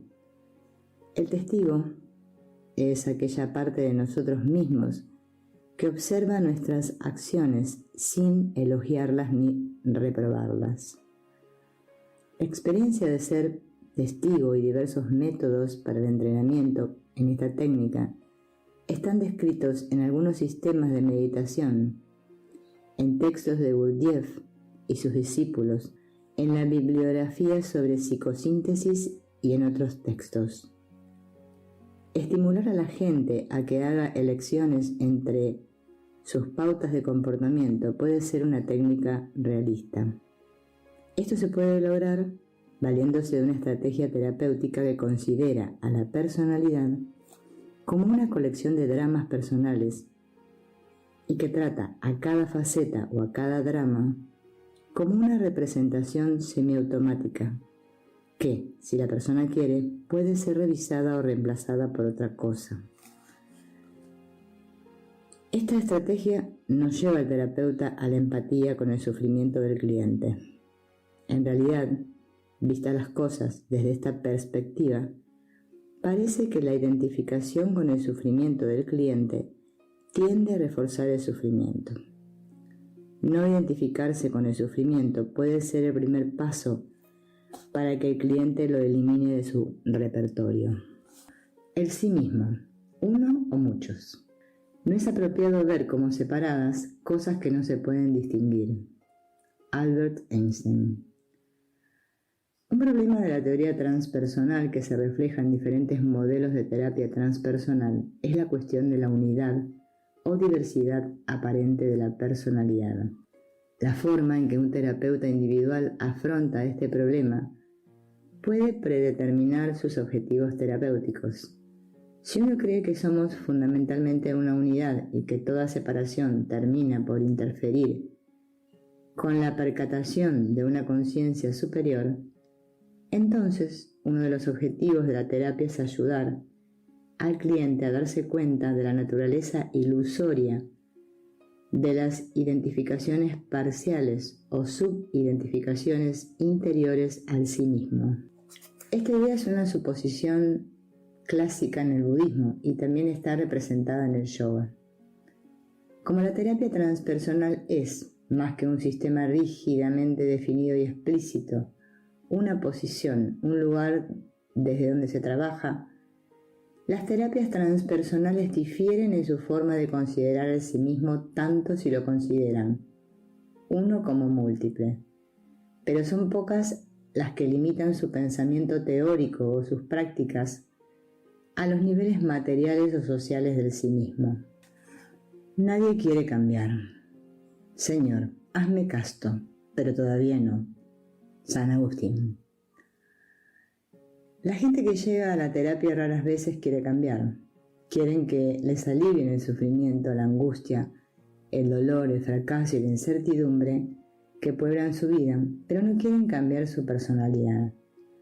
En la medida en que se identifican con una neurosis, un tic facial, un funcionamiento sexual inadecuado, con su miedo a la muerte, su sensación de falta de sentido, sus fobias y cosas semejantes, no ven el cambio como intercambio, sino más bien como pérdida.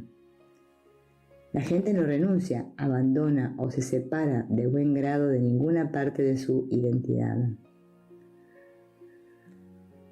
La posición transpersonal acepta la resistencia de la personalidad al cambio.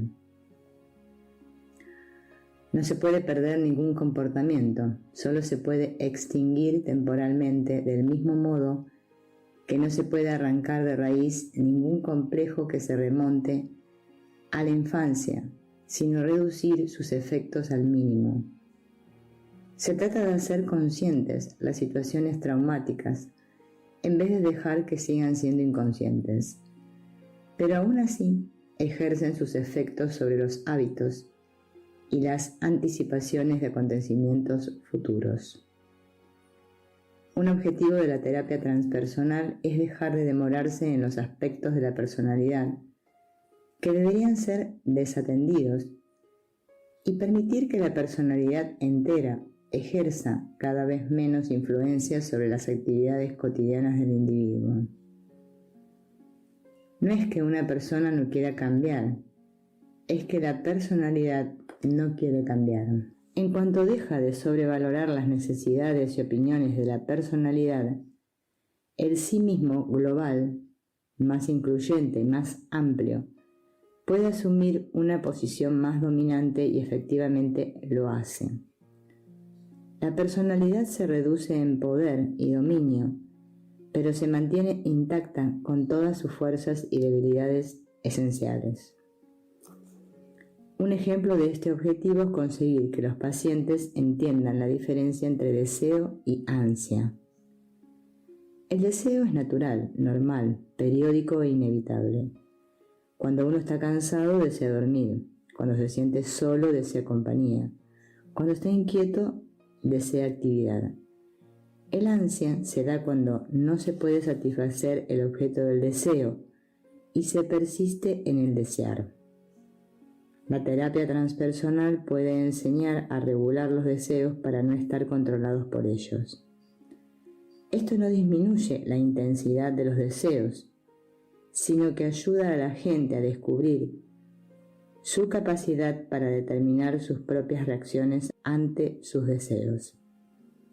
El sí mismo, tal como lo describen todas las teorías transpersonales, no desea, la personalidad es la única capaz de desear.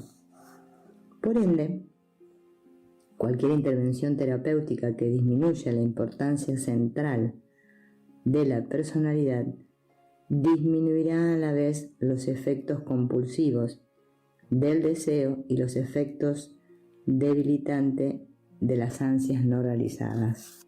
Dentro de la psicología transpersonal están emergiendo otros problemas que afectarán a la práctica de la terapia. Entre ellos están la interfaz mente-cuerpo.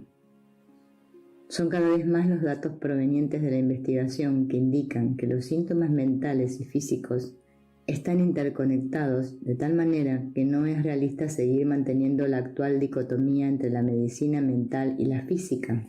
Se han aclarado dos supuestos subyacentes. El primero, que el cuerpo es un subsistema de la mente y que es sensato considerar todos los síntomas, desde el asma hasta el cáncer, como si el síntoma fuera parcialmente generado y mantenido por causas mentales y emocionales. A la inversa, se supone también que la mente es un subsistema del cuerpo, lo cual permite afrontar todos los síntomas mentales, desde los delirios hasta las fobias, como si fueran estados generados y mantenidos parcialmente por causas físicas. La resolución de estas dos corrientes convergentes es claramente visible en la reorganización que está llevándose a cabo dentro de la medicina denominada holista o integral.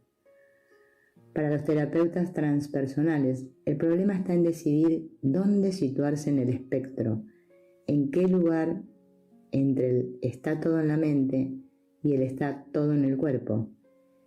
La idea de tratar solamente el cuerpo o solamente la mente se considera falta de realismo y carente de justificación empírica. El objetivo de la terapia.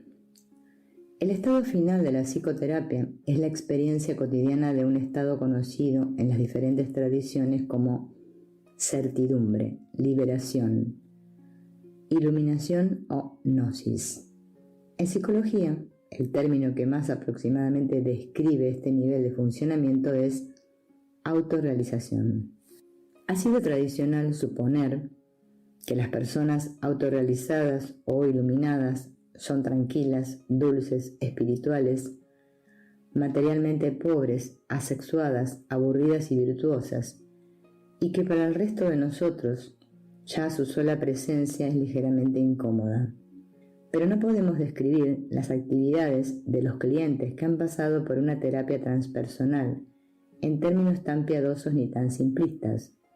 Es tan probable encontrarlos en una feria mundial, dirigiendo una empresa corporativa, paladeando un plato de ostras o reparando un coche usado como haciendo cualquier otra cosa.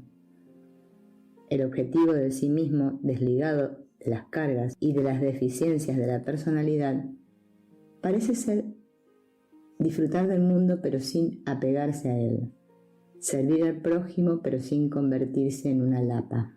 Dentro del mundo transpersonal es axiomático reconocer nuestra necesidad de reintroducir, estudiar, practicar y asimilar los sistemas de psicología más antiguos y más ampliamente desarrollados. Históricamente, la psicología se ha ocupado de ayudar a los individuos a responder a las cuestiones básicas de su existencia. ¿Quién soy? ¿Por qué estoy aquí? ¿A dónde voy? La psicología transpersonal combina los aportes de las psicologías individualistas de Occidente con los de las psicologías espiritualistas de Oriente y Medio Oriente. Comprender que nuestra propia formación ha sido limitada y que las ideas occidentales no son el centro del universo psicológico es, al principio, inquietante. Pero la sensación pasa cuando uno se da cuenta de que la asombrosa cantidad de trabajo ya realizado para completarse cabalmente espera la comprobación con el instrumental científico y experimental de la psicología occidental. La psicoterapia transpersonal puede ser considerada como un intento abierto de facilitar el crecimiento humano y expandir la percatación más allá de los límites implícitos en la mayoría de los modelos de la salud mental tradicionales en Occidente. Sin embargo, en el proceso de ampliación del propio sentimiento de identidad para incluir las dimensiones transpersonales del ser, el terapeuta puede valerse tanto de técnicas terapéuticas tradicionales como de la meditación y de otros ejercicios de percatación derivados de las disciplinas orientales de la conciencia. Dado que la psicoterapia transpersonal se ocupa de alcanzar niveles de salud psicológica que sobrepasen lo que comúnmente se acepta como normal, será útil definir algunos objetivos de la terapia. Uno de ellos es desarrollar la capacidad de asumir cada uno la responsabilidad de sí mismo en el mundo y en las propias relaciones. Se puede suponer también que la persona sana es capaz de experimentar o vivenciar toda una gama de emociones al tiempo que se mantiene relativamente desapegada del melodrama personal. Otro objetivo es capacitar a cada persona para que satisfaga de manera adecuada sus necesidades físicas, emocionales, mentales y espirituales, de acuerdo con las preferencias y predisposiciones individuales. En la psicoterapia transpersonal se considera que los impulsos en pro del crecimiento espiritual son básicos para la plenitud de la condición humana. Se supone que además de las necesidades básicas para la supervivencia, alimento, vivienda y relaciones, se han de satisfacer las necesidades superiores de autorrealización para poder hablar de un funcionamiento pleno en niveles de salud óptimos. Desde un punto de vista transpersonal, se considera que todos los pacientes tienen capacidad de autocuración. Dicho de otra manera, el terapeuta no cura la dolencia del paciente, sino que capacita al paciente para que éste conecte con sus recursos interiores y deje trabajar el proceso natural de curación o de crecimiento. Se considera además que el organismo humano intente mejorarse y superarse en el proceso de autorrealización. Esto implica que tiene la potencialidad de realizar o actualizar las cualidades y capacidades que puedan estar latentes o subdesarrolladas en la persona que experimenta el conflicto o el estrés. Más allá de esto, está la posibilidad de autotrascendencia o de realización transpersonal, en la cual se puede vivenciar como ilusorio al ego separado y aislado, mientras que se vivencia como real la unidad subyacente de la existencia. No es necesario que el terapeuta comparta los puntos de vista del paciente sobre la realidad para que los reconozca como subjetivamente válidos. Como cualquier punto de vista es necesariamente relativo y limitado, hay un fundamento subyacente del ser que sigue siendo indescriptible. El reconocimiento de la naturaleza subjetiva de las propias creencias y el hecho de someterlas a un examen más riguroso pueden permitir que el cliente se desprenda de las limitaciones y restricciones de la percepción que él mismo se ha impuesto. Según se van descartando o trascendiendo las identificaciones parciales con puntos de vista limitados, se puede acelerar el proceso de curación de escisiones psicológicas imaginarias, reintegración de partes no reconocidas de la psique y solución de conflictos internos. Idealmente, una orientación psicoterapéutica transpersonal sirve de base a una integración equilibrada de los aspectos físicos, emocionales, mentales y espirituales del bienestar. Según tal orientación, es útil establecer una distinción entre el contenido o vivencia transpersonal que puede emerger en la psicoterapia y el contexto transpersonal dentro del cual ésta se lleva a cabo. Como la psicoterapia transpersonal puede trabajar directamente sobre la conciencia con el fin de alterar el contexto dentro del cual se vivencia la vida, más que intentar cambiar el contenido de la vivencia, es esencial que se definan claramente estos términos en relación con la terapia. El contexto. En la terapia, el contexto transpersonal queda totalmente determinado por las creencias, valores e intenciones del terapeuta. Por ejemplo, si un terapeuta se propone comunicar actitudes que faciliten la confianza y él o ella está cómodo con sus propias experiencias transpersonales, es posible que el cliente o paciente adquiera la confianza necesaria para aventurarse en la exploración de estos campos. Lo que puede suceder en la terapia se encuentra inevitablemente limitado por los miedos y las creencias personales del terapeuta, así como por la disposición del cliente a explorar tales territorios. Por ende, con el fin de establecer condiciones favorables para la exploración transpersonal, el terapeuta debe estar dispuesto a afrontar cualquier obstáculo a la percepción de sí mismo que pueda surgir en el proceso.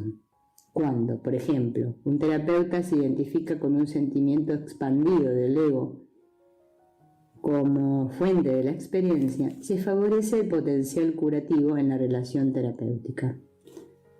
Un contexto transpersonal implica también que el terapeuta se da cuenta del papel central de la conciencia en la determinación del resultado de la terapia. En la terapia transpersonal, la conciencia misma es a la vez objeto e instrumento del cambio. De esta manera, el proceso no se ocupa de la solución de problemas per se, sino de la creación de condiciones en que se posibilite, según sea adecuado, la solución o la trascendencia de los problemas. En otras palabras, lo que principalmente concierne al terapeuta es hacer que el paciente aprenda a afrontar los problemas y las situaciones a medida que se plantean y no resolver una situación particular en la vida del paciente. Aquí viene el caso, la metáfora del pescador, que en vez de limitarse a darle un pescado, enseña a pescar al hambriento, pues una técnica transpersonal capacita a la persona para conectar con sus propios recursos internos en vez de ofrecerle maneras de ver, soluciones o objetivos predeterminados. El terapeuta parte aquí del supuesto de que si se le da una oportunidad, la sabiduría interior del organismo aflorará como una fuerza integradora y curativa en la cual el paciente puede confiar.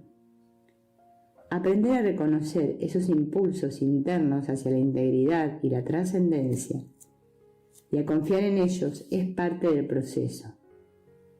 Y se trata de una tarea que puede ser definida en términos populares como ponerse en contacto con el gurú o guía interno o con el propio ser superior. La dirección de la búsqueda en la terapia transpersonal, lo mismo que en todas las enseñanzas tendientes a la iluminación, sean psicológicas o religiosas, es hacia adentro. El reconocimiento, en psicoterapia, de la posición central de la conciencia implica que el estado de conciencia del terapeuta tiene un efecto profundo y de largo alcance sobre la relación terapéutica. Por ejemplo, la relación puede profundizarse por obra de la percepción del o de la terapeuta de la unidad subyacente de todos los seres y del carácter esencial de su relación con el paciente. Como reconoce la naturaleza ilusoria de las percepciones limitadas de la realidad y las posibilidades infinitas de expansión de la visión interior, el terapeuta transpersonal bien puede considerar la terapia como un proceso de despertar. Ello implica la posibilidad de alcanzar tanto una expansión del estado de conciencia como una expansión del sentimiento de identidad, al mismo tiempo que una visión transformada del mundo, todo lo cual depende de la disposición del paciente a renunciar a las creencias e identificaciones restrictivas.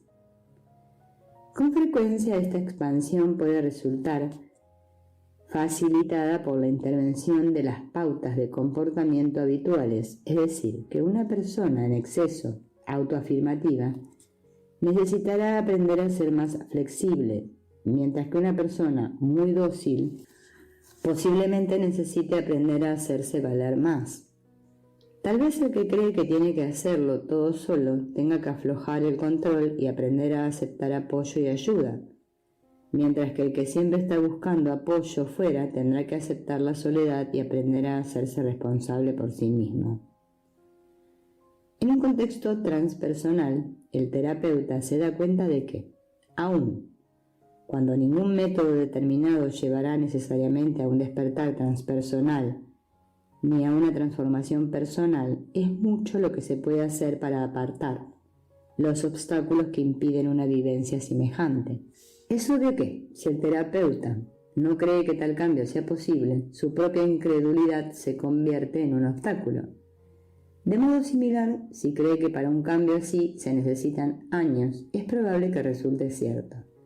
Sin embargo, de acuerdo con las enseñanzas místicas tanto orientales como occidentales, parece que la obtención de la iluminación o liberación puede darse en un instante. De aquí la recomendación de que el terapeuta revise sus creencias sobre lo que es posible para evitar que estas limitaciones interfieran con la potencialidad del despertar. El terapeuta crea un contexto transpersonal para la psicoterapia al trabajar con creencias abiertas en lo que se refiere al proceso. Una de tales creencias es el supuesto de que todos los pensamientos, creencias y valores afectan directamente a este proceso, independientemente de que se expresen o no abiertamente. Es bien sabido que las personas que están en un análisis junguiano tienen sueños junguianos, mientras que los pacientes analíticos freudianos tienen sueños freudianos. Así, en la terapia transpersonal, se da a la gente la oportunidad de vivenciar su propia capacidad para la trascendencia y el despertar. Como observó un psiquiatra después de haber empezado a trabajar personalmente con una práctica espiritual, por primera vez en 20 años sus clientes empezaron a hablar de sus intereses espirituales, por más que él no había mencionado los suyos. El establecimiento de un contexto transpersonal puede pues facilitar la exploración de contenidos transpersonales, pero no necesita de ellos. El contenido de la terapia queda determinado por el paciente y consiste en los problemas, experiencias y preocupaciones, sean cuales fueren que éste traiga. El terapeuta puede trabajar con los sueños, con imaginería guiada, enfoque interior o cualquier técnica que le sirva para movilizar contenidos transpersonales. Pero las técnicas no definen como transpersonal el contexto ni el contenido. El contenido transpersonal incluye cualquier experiencia o vivencia en la cual un individuo trasciende las limitaciones de la identificación exclusiva con el ego o con la personalidad. El contenido transpersonal incluye también los ámbitos mítico, arquetípico y simbólico de la experiencia interior, que pueden hacerse accesibles a la percepción por mediación de la imaginería y de los sueños. Aunque el valor terapéutico de la experiencia transpersonal ha sido explícitamente reconocido por Jung y por otros psicoterapeutas occidentales, la meta de la terapia no es la obtención de la experiencia transpersonal per se. Esas experiencias, aunque no se valoren como fines en sí mismos, son aceptadas como sanas y potencialmente valiosas para la evolución humana. Son especialmente útiles para facilitar la desidentificación de los roles superficiales y las imágenes deformadas de sí mismo. Cuando en vez de reprimirlas, se las afirma, valida e integra como aspectos significativos de la totalidad de uno mismo, las experiencias transpersonales les tienden a suscitar cuestiones fundamentales referentes a la naturaleza de la realidad y a la autenticidad de la propia identidad. Por consiguiente, es posible que los sistemas de creencias se vean sometidos a un intenso examen y que sean descartados o revisados, según sea apropiado. Así, a una persona que acude a la terapia porque le preocupa una relación insatisfactoria, se le puede animar a que examine las creencias que limitan su percepción de las opiniones de cambio dentro de la estructura existente, además de explorar la posibilidad de crear formas nuevas que permitan una autoexpresión y un crecimiento conjunto más plenos. El trabajo en profundidad con los clientes no se puede disociar, pues, de las cuestiones valorativas, aunque la psicología transpersonal no intenta establecer la validad de ningún sistema de creencias en particular. En realidad, la disposición a cuestionar todas las creencias y supuestos referentes a nuestra naturaleza esencial es fundamental para la expansión de nuestro conocimiento de este campo. El contenido de la terapia nunca es exclusivamente transpersonal, puesto que invariablemente refleja el espectro total de la experiencia vital del cliente. Cuando se la define por su contenido, la terapia puede dirigirse a los diferentes niveles de la conciencia de acuerdo con los temas predominantes. Así, la terapia en el nivel del ego afronta los problemas de enfrentamiento con la vida y de obtención de lo que uno quiere en el mundo, mientras que la terapia en el nivel existencial se ocupa predominantemente de cuestiones de autenticidad, significado y propósito. En el nivel transpersonal, la terapia enfoca la posibilidad de trascendencia. El proceso. Desde un punto de vista transpersonal, el proceso de pasar de una etapa a otra, aunque evidentemente no es una progresión lineal en el tiempo, puede ser conceptualizado de la siguiente manera. La psicoterapia en el nivel del ego puede ser considerada como una etapa del desarrollo interesada por la identificación. En esta etapa es probable que al cliente le preocupe intensificar la fuerza del yo, elevar la autoestima y desprenderse de pautas negativas y autoinvalidantes. Buchenthal ha observado que la mayoría de las personas funcionan a partir de ideas de su propia identidad no examinadas. Él, por consiguiente, intenta hacer conscientes esas concepciones de sí mismo y dice: muchas de mis intervenciones están destinadas a poner a prueba las imágenes existentes de sí mismo y a sugerir formas más amplias de percatarse de él. A medida que uno empieza a identificar y reconocer sentimientos, ideas y otras partes de sí mismo anteriormente rechazadas o proyectadas, puede asumir la responsabilidad de ser quien es y de las consecuencias de las opciones que ha hecho.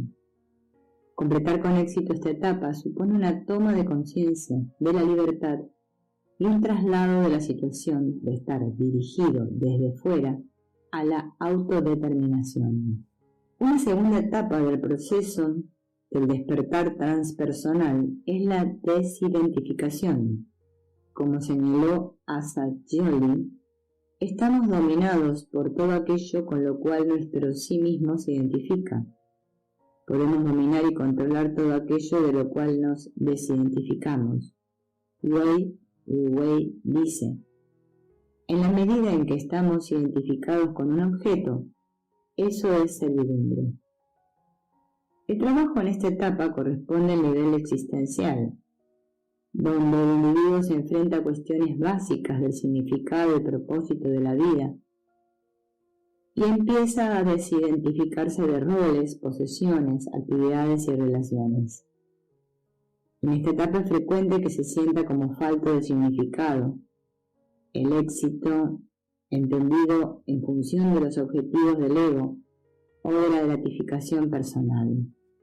Una confrontación con la realidad existencial de la soledad y de la muerte puede conducir a la desesperación o la resignación. En esta etapa de vivencia, el sí mismo, como una entidad independiente que se enfrenta a un mundo vacío de significado. La resolución de este nivel en la trascendencia implica una especie de muerte del ego que significa una mayor desidentificación respecto a las definiciones de uno mismo, tanto externas como internas. Aun cuando reconozca que tiene cuerpo, sentimientos, ideas y puntos de vista, uno se da cuenta de que es nada, una no cosa. Cuando uno empieza a desidentificarse del ego y a identificarse en cambio con el sí mismo transpersonal o con el observador desapegado de sus propios procesos psicológicos, se pone en movimiento el proceso de la liberación interior. Cuando se reconoce que el sí mismo transpersonal es el contexto de toda experiencia o vivencia, se puede establecer una distinción entre la conciencia y los objetos o contenidos de la conciencia. Así, los pensamientos y emociones cambiantes ser observados como contenidos de la conciencia, y toda experiencia o vivencia puede ser considerada como el contenido de la percatación transpersonal pura e inalterable. Cuando esto sucede, se alcanza la etapa de la autotrascendencia, en la cual todo melodrama personal pierde importancia. En este punto uno ya no se sigue vivenciando como totalmente aislado, sino como parte de algo más amplio, inherentemente conectado y relacionado con todo. El darse cuenta de que uno existe como una trama de relaciones recíprocamente condicionadas y de que está absolutamente conectado a la totalidad de lo que existe, puede ser, como da a entender Leonard, el próximo paso de la evolución humana. Al darse cuenta de esto, puede tener lugar una mutación importante en el sentimiento de identidad, una mutación que puede ser incomprensible para quien no tenga un entendimiento vivencial de esta fase. Esta visión transpersonal del mundo encuentra apoyo tanto en la física moderna como en el misticismo oriental, que describe el universo como una dinámica e intrincada telaraña de relaciones que cambian continuamente. A medida que uno va percatándose de la dimensión transpersonal del ser, los valores y el comportamiento tienden a cambiar.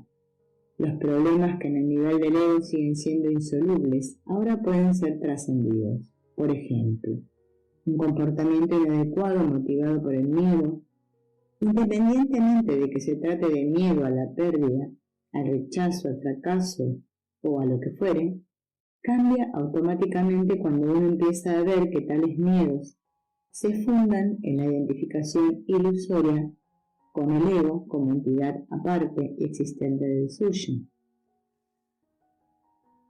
El miedo mismo puede ser considerado como un contenido o objeto de la conciencia. Solo se presenta como insuperable cuando uno se identifica con él. Al reconocer el ego transpersonal como contexto, más que como contenido, cualquier contenido puede ser percibido como aceptable y útil en el proceso de evolución de la conciencia. De tal manera, un paciente que trabaje en el nivel transpersonal aprende en la terapia a ser testigo de su vivencia y de su estado anímico, a dejarlo así y a aceptarlo como parte de un proceso en el cual él o ella participa de buen grado. Al reflexionar sobre los cambios que observaba como resultado de su trabajo en terapia transpersonal, tras haber tenido considerable experiencia con terapias más tradicionales, un paciente escribe: ya no examino cada acción y sus motivos con el fin de justificarle y justificarme. Ya no estoy continuamente midiendo mi valor en función de logros ni de roles definidos. Ya no estoy frenéticamente empeñada en cambiar. He empezado a tener la sensación de que mi vida, destino, es mi senda, y a reconocer las decisiones que he ido tomando por el camino. Dos cambios importantes son un nivel de ansiedad mucho menor, ya que he alcanzado cierta capacidad para la calma interior y la pérdida de mi obsesión por la muerte y la falta de sentido, puesto que me he dado cuenta de que el nacimiento y la muerte son lo mismo. La enseñanza budista de que el asimiento y el apego son causa del dolor y del sufrimiento suele contribuir a esta visión interior. El apego a cualquier vivencia en particular o el intento de cambiar una vivencia por otra, por ejemplo, la persecución frenética del placer para evitar el dolor, da como resultado invariable la continuación de la frustración y el desengaño. Aun cuando una persona haya conseguido desidentificarse con éxito de los roles del ego derivados de su posición en el mundo y de los diversos estados mentales, es posible que siga todavía supeditada a identificaciones arquetípicas como pueden ser las del sanador, sabio, maestro, etc. En tanto que símbolos que señalan más allá de sí mismos, los arquetipos son los señaladores finales de la percepción, directa y sin imágenes, de la conciencia transpersonal, y también las barreras últimas que nos separan de ella.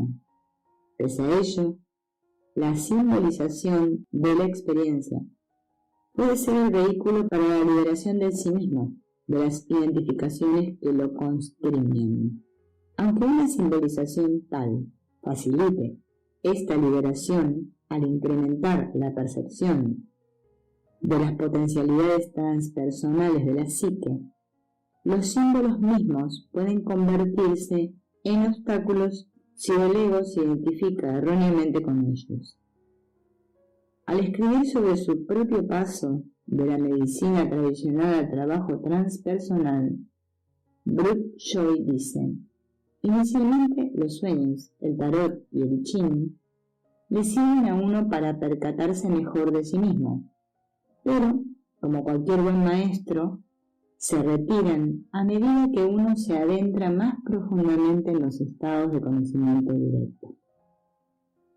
El resultado de una terapia transpersonal lograda se puede describir como un sentimiento de identidad ensanchado, en el cual se percibe al sí mismo como el contexto de la experiencia vital, que a su vez se convierte en contenido. Este cambio de identidad va frecuentemente asociado a un cambio en la motivación, que de la autovalorización pasa al servicio, lo que supone una menor catexia depositada en el logro de los objetivos específicos del ego y el predominio de una motivación tendente a la participación y el servicio en el mundo.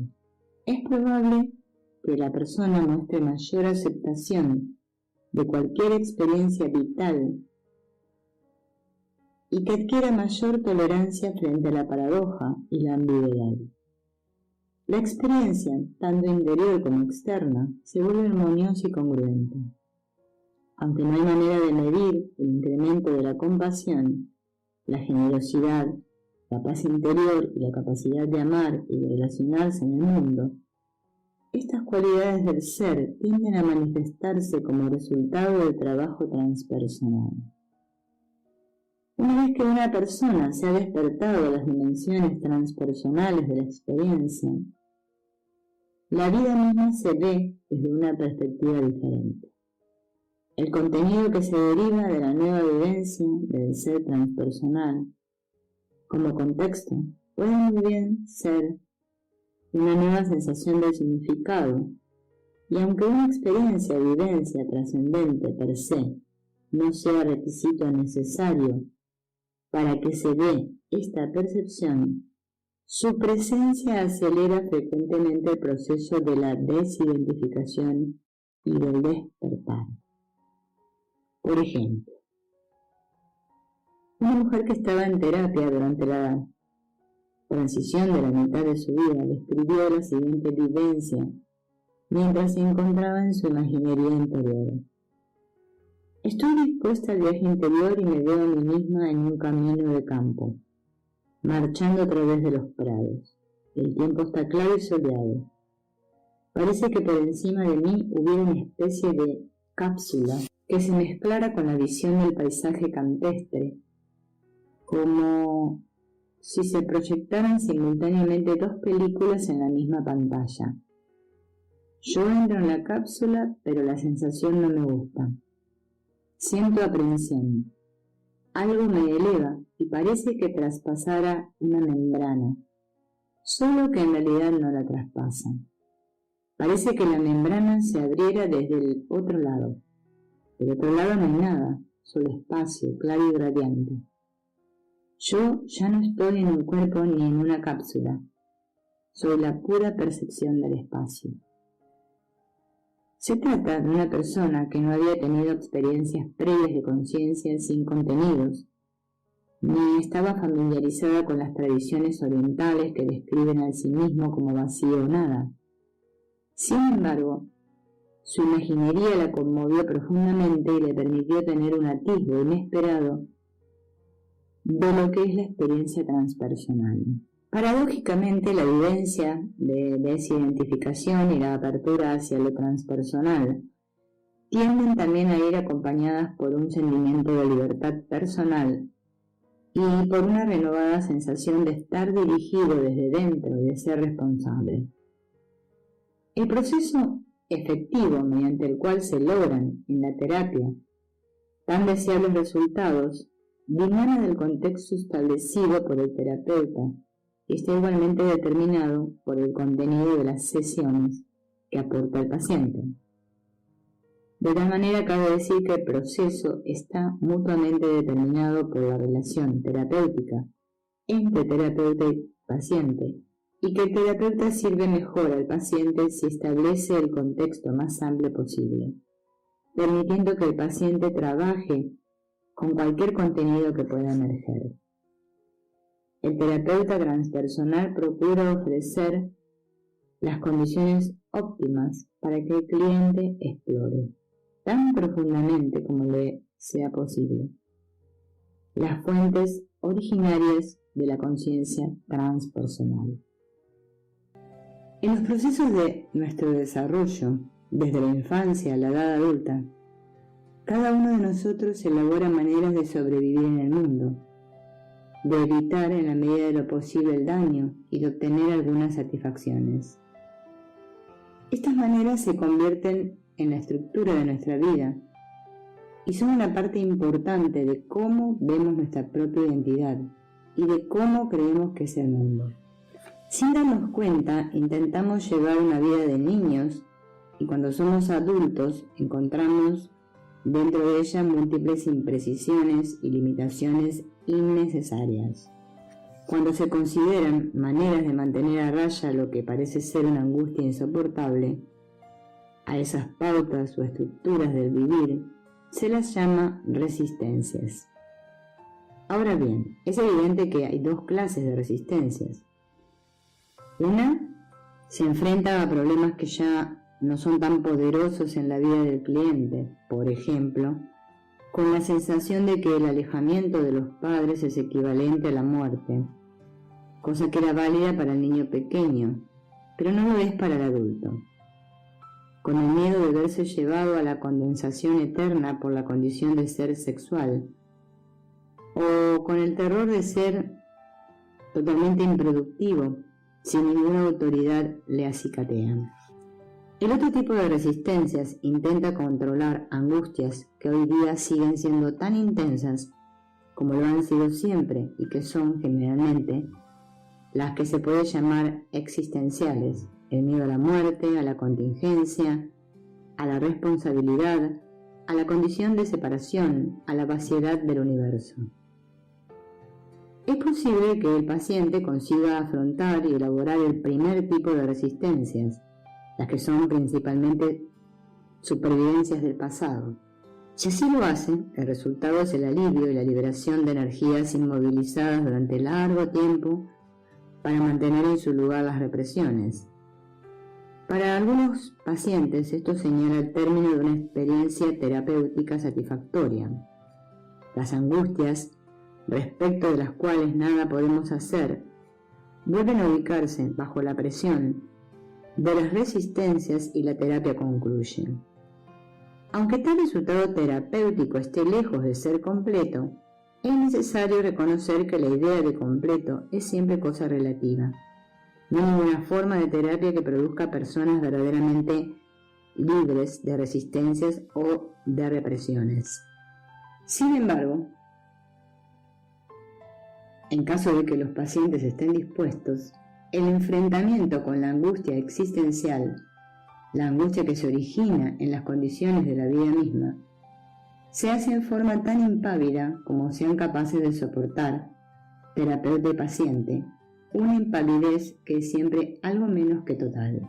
No obstante, se continúa con el desnudamiento de las resistencias y se sigue en pos de una percepción interior plena y sin obstrucciones.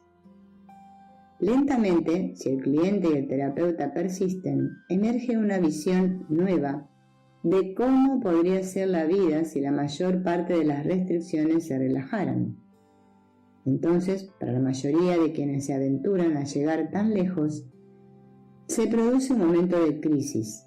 Ahora el cliente debe afrontar la posibilidad de renunciar auténticamente a las viejas maneras de ser, maneras que están integradas en la trama misma de su identidad personal y del mundo en que tal identidad está engarzada.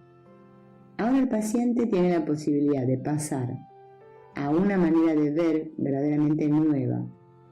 Este posible vivir nuevo es, en sus significaciones más profundas, radicalmente diferente de cualquiera de los niveles anteriores. En vez de reparar y actualizar el sí mismo, ni siquiera estructurar uno nuevo, se abre ahora la posibilidad de liberarse de la plena identificación con el sí mismo, de algún modo notablemente limitadora. Estamos llegando a darnos cuenta de que el sí mismo es una construcción de nuestra conciencia. Es arbitrario, no es un dato constitucional. Su contenido y su forma particular están ocasionados por la experiencia vital del individuo y no son en modo alguno inmutables. De hecho, y este es el punto clave, no es necesario identificarse con ninguna configuración particular del sí mismo. Uno tiene la posibilidad de aceptar una manera de ser en el mundo, un sí mismo, que se adecua a la situación vital, pero también la capacidad de dejarla ocasionalmente de lado.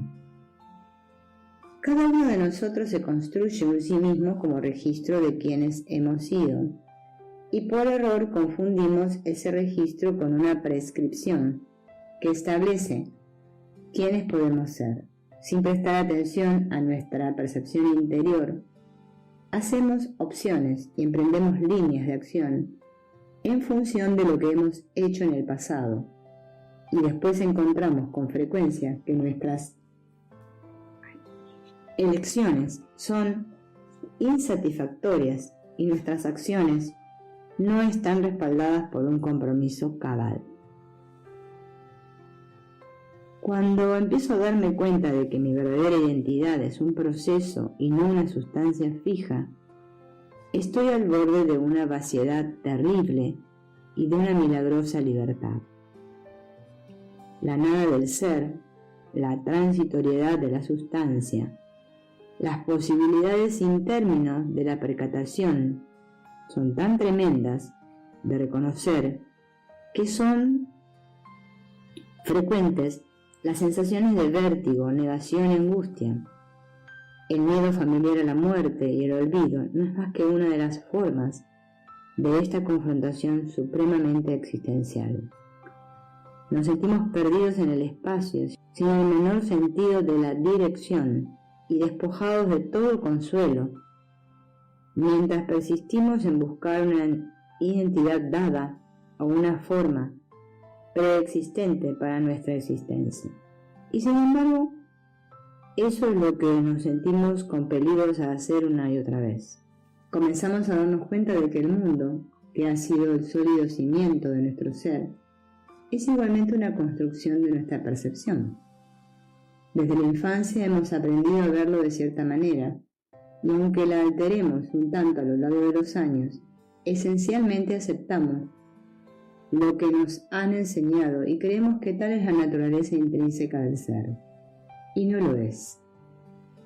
Es nuestra construcción. Otros pueblos vivencian el mundo de diferente manera, Los occidentales ya no podemos seguir suponiendo tan alegre y ciegamente que esos pueblos son simplemente menos inteligentes, menos científicos o menos desarrollados que nosotros. Han construido sus mundos de maneras muy diferentes, pero igualmente válidas. Solo después de haber empezado a afrontar e incorporar auténticamente el reconocimiento de que nuestra propia identidad no es más que un proceso y de que el mundo es la construcción totalmente arbitraria de nuestra percepción, podemos avanzar hacia el descubrimiento y la apreciación de la libertad que así se abre entre nosotros. Si no soy más que el proceso de mi ser, entonces puedo, más aún debo, rehacer momento a momento mi vida y puedo elegir hacerla diferente por completo de lo que ha sido en el pasado, porque el pasado ya no es dueño del momento presente. A cada minuto, elección, libertad y negociación, cada posibilidad tiene algo que la hace atrayente, pero cada una tiene su precio. Yo comparo una cosa con la otra y elijo, y elijo, y elijo. La presencia, el estar aquí, la centralidad, la inmediatez, son palabras que apuntan todas a una realidad fundamental. Solo en este momento estoy vivo. Todo lo demás es, en cierta medida, conjetural. Solo ahora, puede hacer que mi vida sea diferente. El paciente que vivencia esto de hecho de gran fuerza se da cuenta de que su importancia va mucho más allá del despacho del terapeuta. La mayoría de nosotros rara vez estamos presentes en el momento. Estas palabras giran en torno a un hecho de peculiar y poderosa significación. A nuestro estado habitual se le ha llamado sonambulismo, en tanto que estar verdaderamente despierto es un estado que solo en ocasiones se alcanza, en el cual nos encontramos en un sitio de poder y desde el cual podemos ejercer el verdadero gobierno de nuestras vidas. Vivenciar verdadera y plenamente la propia vida y las propias preocupaciones en presente de indicativo, aquí y ahora, en voz activa y en primera persona, es promover una evolución en esas preocupaciones. Cualquier otra postura es impotente. Solo los que llegan a reconocerlo así, esforzándose por llegar a una presencia plena, aprecian cabalmente a qué verdad fundamental se tiene aquí acceso. Muchas personas, cuando acuden por primera vez a la terapia, no están acostumbradas a prestar atención seria y continuada a su propia subjetividad. Solo atienden a sus procesos internos cuando un sufrimiento emocional o de otra índole las obliga a percatarse. E incluso entonces, muchas intentan principalmente aliviar lo que las distrae o molesta para poder volver al mundo real de las preocupaciones objetivas. Pero la significación oculta de la palabra preocupación es que el mundo de la objetividad solo se descubre y solo adquiere significado gracias a la operación de la subjetividad. La insistencia de la terapia en prestar atención a la vida subjetiva es el comienzo de un cambio de amplios alcances. Uno de los resultados de este proceso es que el paciente puede empezar a vivenciar el centro de la vida como algo más interno que externo. Y esto marca una transición profunda. Estar realmente centrado en la propia subjetividad, con cabal presencia, supone descubrir cabalmente muchas cosas que ordinariamente están fuera de nuestro alcance. Se hacen asequibles contenidos mentales de un tipo que con frecuencia se considera inconsciente. Recuerdos, impulsos y fantasías que habitualmente son negados a los que solo se representa de forma simbólica. El proceso de búsqueda ha demostrado que el control y la opción son mayores cuando la conciencia se abre, y entonces uno sabe que de la aceptación de los propios impulsos en la percepción no surgen necesaria y automáticamente actos no deseados. Gran parte del sufrimiento que padece mucha gente puede ser atribuido, en no pequeña medida, al hecho de que vivimos como exiliados de nuestra tierra natal, el mundo interior de la experiencia subjetiva. A través de la psicoterapia podemos superar el condicionamiento social que nos ha enseñado a desconfiar y a sentirnos culpables de vivir a partir de nuestro centro, de asignar la primerísima prioridad a la integridad interna y de hacer opciones en función de la percepción interior de nuestras necesidades y deseos peculiares. Cuando hemos alcanzado esa liberación, la totalidad de la vivencia de estar vivo puede ser sutilmente diferente. Conocemos nuestra propia individualidad, encontramos riqueza en el fluir de nuestra propia conciencia, afrontamos con mayor integridad los problemas y preocupaciones y encontramos la posibilidad de una participación creativa y estética en la vida. El nudo de la cuestión es simple y fundamental, y con frecuencia es pasado totalmente por alto. El verdadero hogar de cada uno de nosotros se halla en la vivencia interna. Así, la verdadera misión de la psicoterapia consiste en afectar a la vivencia de maneras tales que mejoren la calidad de la vida de la persona. Los síntomas son superficiales. Que se elimine, se cambie o se deje tal cual un síntoma determinado tiene menos importancia que el hecho de que la persona que presenta el síntoma sienta más vitalidad, más potencia y mejores posibilidades en la vida. Los cambios de comportamiento son subproductos. Que una pauta de comportamiento específica se mantenga, que sea reemplazado o se modifique, es trivial si la persona en quien la pauta se manifiesta descubre en su vida más dignidad, más opciones y mayor significación personal. Nuestra tierra natal está adentro y en ella somos soberanos, hasta que volvamos a descubrir este antiguo hecho de una manera nueva y peculiar para cada uno de nosotros, en tanto que individuo. Estamos condenados a vagabundear en busca de solaz allí donde no podemos encontrarlo por el mundo exterior. Un sentimiento trágico de la vida, desde el mirador de un centramiento subjetivo, se ve la vida humana con un sentimiento de tragedia. De esta manera, no se puede ver la experiencia humana sin sentir tristeza por el gran esfuerzo de tantos seres humanos por ser tal como piensan que deberían ser, por el tremendo cuidado que de alguna manera se manifiesta por todas partes en medio de tanta desesperación, por el inmenso manantial de esperanza y dedicación que, en tan gran medida y debido a que es tan poco consciente, está de antemano condenado. No se trata de que la persona que ha logrado cierto grado de soberanía subjetiva se sienta dispuesta a ser un nuevo Mesías. Generalmente, muy por el contrario, hay una sensación general de humildad ante los enormes problemas que afrontan los seres humanos y los logros asombrosos que se han alcanzado.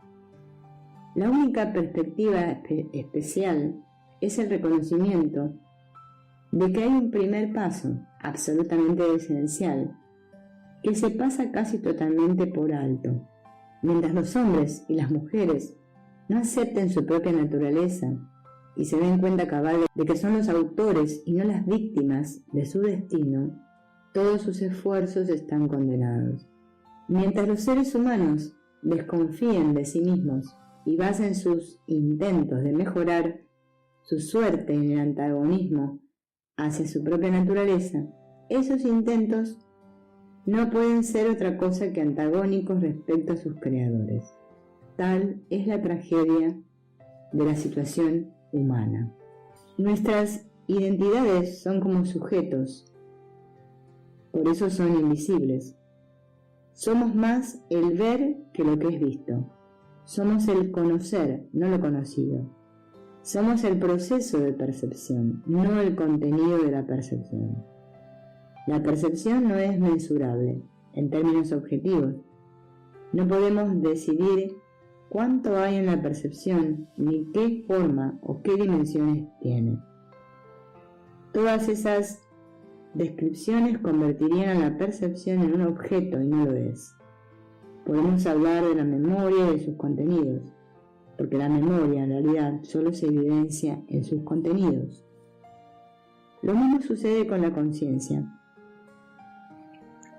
que se evidencia en aquello de lo que somos conscientes. Y así podemos decir de cuánto somos conscientes. El proceso de búsqueda, que ha ocupado un lugar tan central en lo que describí, es un medio para aportar materiales a la conciencia. Es una manera de explorar la percepción, como el rayo de una linterna, que recorre un ático oscuro y va iluminando primero una cosa y después otra. Es obvio que en la percepción hay muchas más potencialidades de aquellas de que somos conscientes en cualquier momento dado. Si en un estado ideal hay algún límite a la percepción, es una pregunta sin respuesta. De hecho, es posible que no sea siquiera una pregunta con sentido, puesto que la percepción no se encuentra en la misma dimensión del ser que los límites y los contenidos. Para mí, Dios es una palabra que se usa para señalar nuestra subjetividad inefable, el potencial inimaginable que existe dentro de cada uno de nosotros, las aspiraciones a una vida más verdadera y auténtica que brotan dentro de nosotros. Nuestra compasión por la tragedia de la condición humana, nuestro orgullo por la dignidad no destruida, aunque continuamente vulnerada, de nuestro ser, y también algo más, la sensación del misterio, dentro de la cual vivimos siempre si somos verdaderamente conscientes, y la dedicación a la exploración de ese misterio, que es la esencia misma del ser humano. Los seres humanos extraemos nuestro sentimiento de Dios de nuestras intuiciones más profundas, de lo que es fundamental en nuestras propias profundidades. Tal es la visión nacida de mi propia búsqueda interior, claro está, y ha sido confirmada por los descubrimientos de personas con quienes he avanzado hacia los niveles trascendentes del crecimiento terapéutico. Tanto la ciencia moderna como las disciplinas de la conciencia señalan que nuestra percepción usual es limitada y que se halla deformada en una medida mal reconocida. Únicamente cuando empezamos a incrementar nuestra sensibilidad y precisión perceptivas, empezamos a apreciar la existencia y la magnitud del problema. Nuestras limitaciones perceptivas habituales tienden a producir, allí donde miremos, deformaciones constantes y que sin embargo pasan inadvertidas.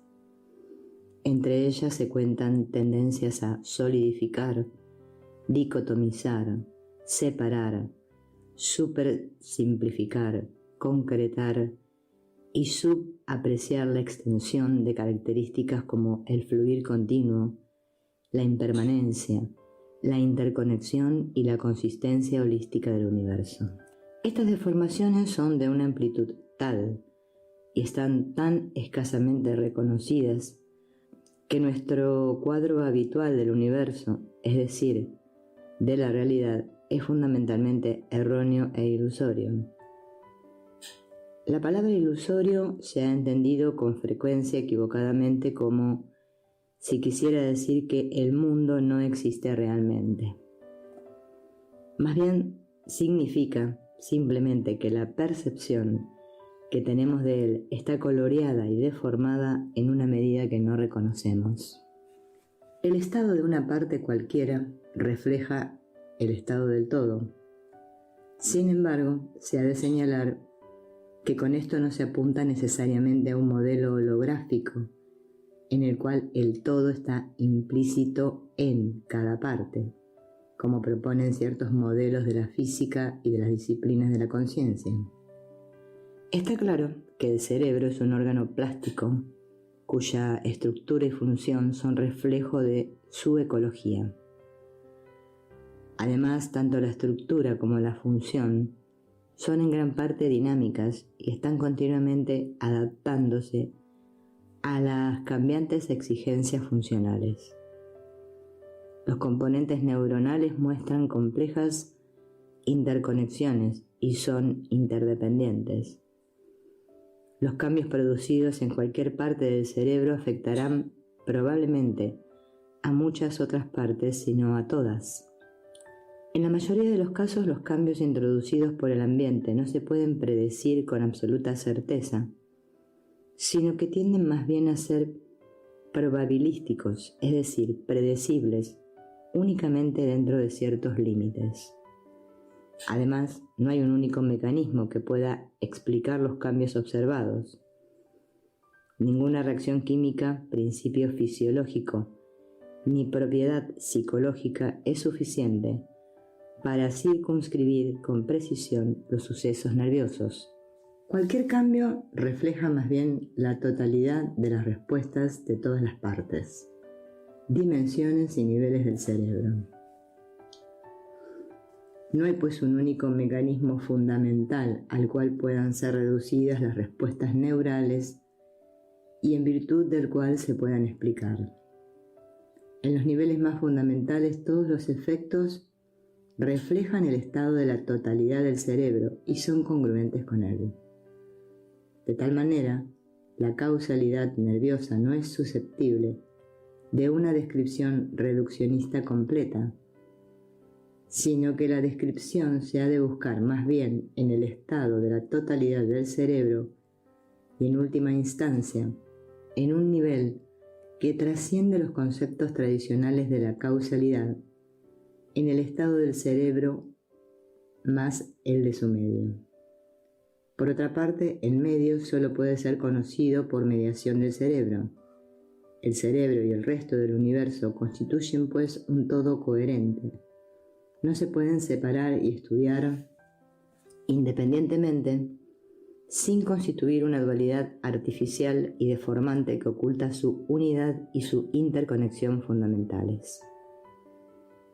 La estructura y la función del cerebro son una función de la totalidad y de la interacción cerebro-no cerebro, medio.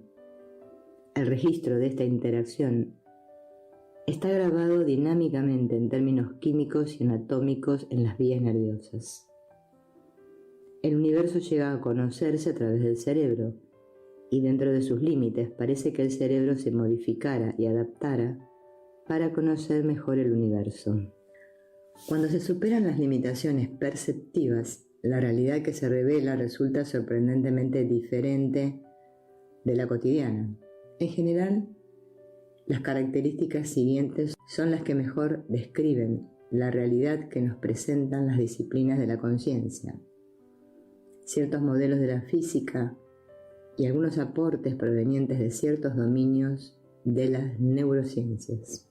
El universo parece ser no dualista en oposición a dicotómico, un todo unitivo en oposición a partes no relacionadas, interconectado en oposición a formado de componentes separados y aislados, dinámico y en movimiento o fluir continuo en oposición a estático, impermanente y efímero en oposición a duradero y permanente, vacío, constituido en gran parte por espacio no sólido y vacío, más que sólido, acausal, pero no anticausal, es decir, que trasciende los modelos tradicionales de la causalidad, puesto que cada uno de sus componentes participa en la determinación de cada acontecimiento, sin fundamento y coherente consigo mismo,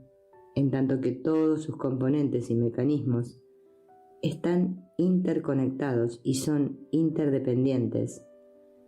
de tal manera que ninguno es, en última instancia, más fundamental que ningún otro. De aquí que el universo sea inexplicable en términos de un número limitado de mecanismos fundamentales, estático y probabilístico en vez de seguro, paradójico más que intelectualmente comprensible, codificable y comunicable en última instancia, inextricablemente vinculado al observador. Lo que se puede conocer es la interacción entre el observador y el observado, nunca las propiedades independientes del observado solo. Toda observación es una función de la conciencia del observador. Y por eso el universo conocido está inextricablemente ligado a la conciencia, en vez de ser divisible en conciencia y objetos de la conciencia. Al mundo se le puede llamar físico, mental o las dos cosas o ninguna, como más nos guste. En realidad las palabras no sirven para nada. La ontología fundamental que se revela es en gran parte dinámica, fluida, impermanente, holística, interconectada, interdependiente, sin fundamento, congruente consigo misma, vacía, paradójica, probabilística, infinitamente superdeterminada y se halla ligada inextricablemente a la conciencia del observador. Cabría plantear la hipótesis de que, puesto que la descripción que hemos ofrecido se refiere a propiedades comunes a todos los fenómenos, una percepción que sea lo suficientemente sensible y verídica comenzará a reconocer estas propiedades independientemente de cuál sea el modo perceptivo y cuál el objeto de la percepción. Así, se podría esperar que cualquier objeto, si se examina por mediación de cualquier modo perceptivo con una sensibilidad ampliada en el grado suficiente, sea por adiestramiento directo o mediante la instrumentación científica, presente un cuadro de su naturaleza inherente que responda a la descripción ofrecida. Pero en este nivel de mayor sensibilidad entra en juego otro factor, que es la conciencia del observador. Como en última instancia solo podemos conocer las propiedades de la interacción entre el observador y lo observado, cualquier disciplina empezará a detectar propiedades fundamentales a la vez de los objetos que investiga, tal como queda descrito, y del sistema de observación que incluye la conciencia del observador. Cuando el universo intenta conocerse como totalidad por mediación de la mente humana, algunos aspectos de ese mismo universo deben seguir siendo desconocidos. Con el despertar del conocimiento simbólico parece plantearse una escisión en el universo entre el conocedor y lo conocido, el pensador y el pensamiento, el sujeto y el objeto, y nuestra conciencia más íntima, en tanto que conocedora e investigadora del mundo externo, escapa en última instancia de su propia comprensión y queda como lo incógnito, lo inmanifestado y lo inasible. Como la mano que puede asir numerosos objetos, pero jamás puede asirse a sí misma, y el ojo que puede ver el mundo, pero no puede verse. Así como un cuchillo no puede cortarse, el universo no puede verse totalmente como objeto, sin mutilarse totalmente. El intento de conocer el universo como objeto de conocimiento es, pues, profunda e inextricablemente contradictorio, y cuanto más éxito parece tener, tanto más fracasa en realidad, tanto más falso para sí mismo se vuelve el universo. Y sin embargo, por extraño que parezca, este tipo de conocimiento dualista, en que el universo queda seccionado en sujeto frente a objeto, así como en verdad frente a falsedad, bien frente a mal, etc., constituye la piedra angular de la filosofía, la teología y la ciencia de Occidente, ya que la filosofía occidental es, en términos generales, filosofía griega, y la filosofía griega es la filosofía de los dualismos. Una de las principales razones de que este enfoque del divide y vencerás, que es el dualismo, haya sido tan pernicioso, es que el error del dualismo constituye la raíz de la intelección y por consiguiente es imposible desarraigarlo mediante la intelección. Si tengo una mosca en el ojo, ¿cómo puedo ver que tengo una mosca en el ojo? Detectar esto exige una metodología rigurosa, coherente y persistente, capaz de perseguir al dualismo hasta sus últimos límites para descubrir allí la contradicción. En la actualidad, la ciencia ofrece potencialmente un tipo de técnica rigurosa capaz de desarraigar los dualismos, gracias principalmente a su carácter minuciosamente experimental y al instrumental refinado y complejo que le permite perseguir al dualismo hasta sus límites. Este es exactamente el tipo de metodología poderosa y congruente potencialmente capaz de destruir dualismos, y aunque los hombres de ciencia no se dieron cuenta, habían empezado a levantar sobre el dualismo cartesiano de sujeto frente a objeto una metodología de una persistencia tal que terminaría por hacer añicos el propio dualismo sobre el cual descansaba. La ciencia clásica estaba destinada a un proceso de autoliquidación. Exactamente ahí residía el problema. Para medir algo se necesita algún tipo de herramienta o instrumento. Y sin embargo el electrón pesa tan poco que cualquier artilugio concebible, aunque fuera tan ligero como el fotón, sería causa de que el electrón cambiara de posición en el acto mismo de intentar medirlo. Y no se trataba de un problema técnico, sino, por así decirlo, de un problema entretejido en la trama misma del universo. Los físicos habían llegado al borde aniquilador, y el supuesto que hasta allí los habría llevado, el supuesto de que el observador era diferente del suceso, el supuesto de que se podía, con ánimo dualista, tontear con el universo sin afectarlo, resultó insostenible. De alguna manera misteriosa, el sujeto y el objeto estaban íntimamente unidos y las múltiples teorías que habían partido de otros supuestos se venían abajo. La revolución cuántica fue tan cataclísmica porque no atacaba una o dos conclusiones de la física clásica, sino su piedra angular, el cimiento sobre el cual se había construido todo el edificio, que era precisamente el dualismo sujeto-objeto. Los físicos vieron con absoluta claridad que la medición y la verificación objetiva ya no podían ser el sello de la realidad absoluta, porque el objeto medido jamás podía ser completamente separado del sujeto que lo medía. En este nivel, lo medido y lo que mide, lo verificado y lo que verifica, son una y la misma cosa. El sujeto no puede tontear con el objeto, porque en última instancia sujeto y objeto son una y la misma cosa. Aproximadamente al mismo tiempo que el marco rígido del dualismo científico se desmoronaba en la física, un joven matemático llamado Kurt Gödel, que por entonces solo tenía 25 años, estaba trabajando en lo que es sin duda alguna el tratado más increíble de su especie. Esencialmente se trataba de un análogo lógico del principio de incertidumbre de Heisenberg en física, conocido en la actualidad como el teorema de la incompletitud. Incluye una rigurosa demostración matemática de que todo sistema de lógica debe tener por lo menos una premisa que no puede ser demostrada o verificada sin contradecirse. Así pues, es imposible establecer la congruencia lógica de ningún sistema destructivo complejo, a no ser suponiendo principios de razonamiento cuya propia coherencia interna está tan abierta al cuestionamiento como la del sistema mismo.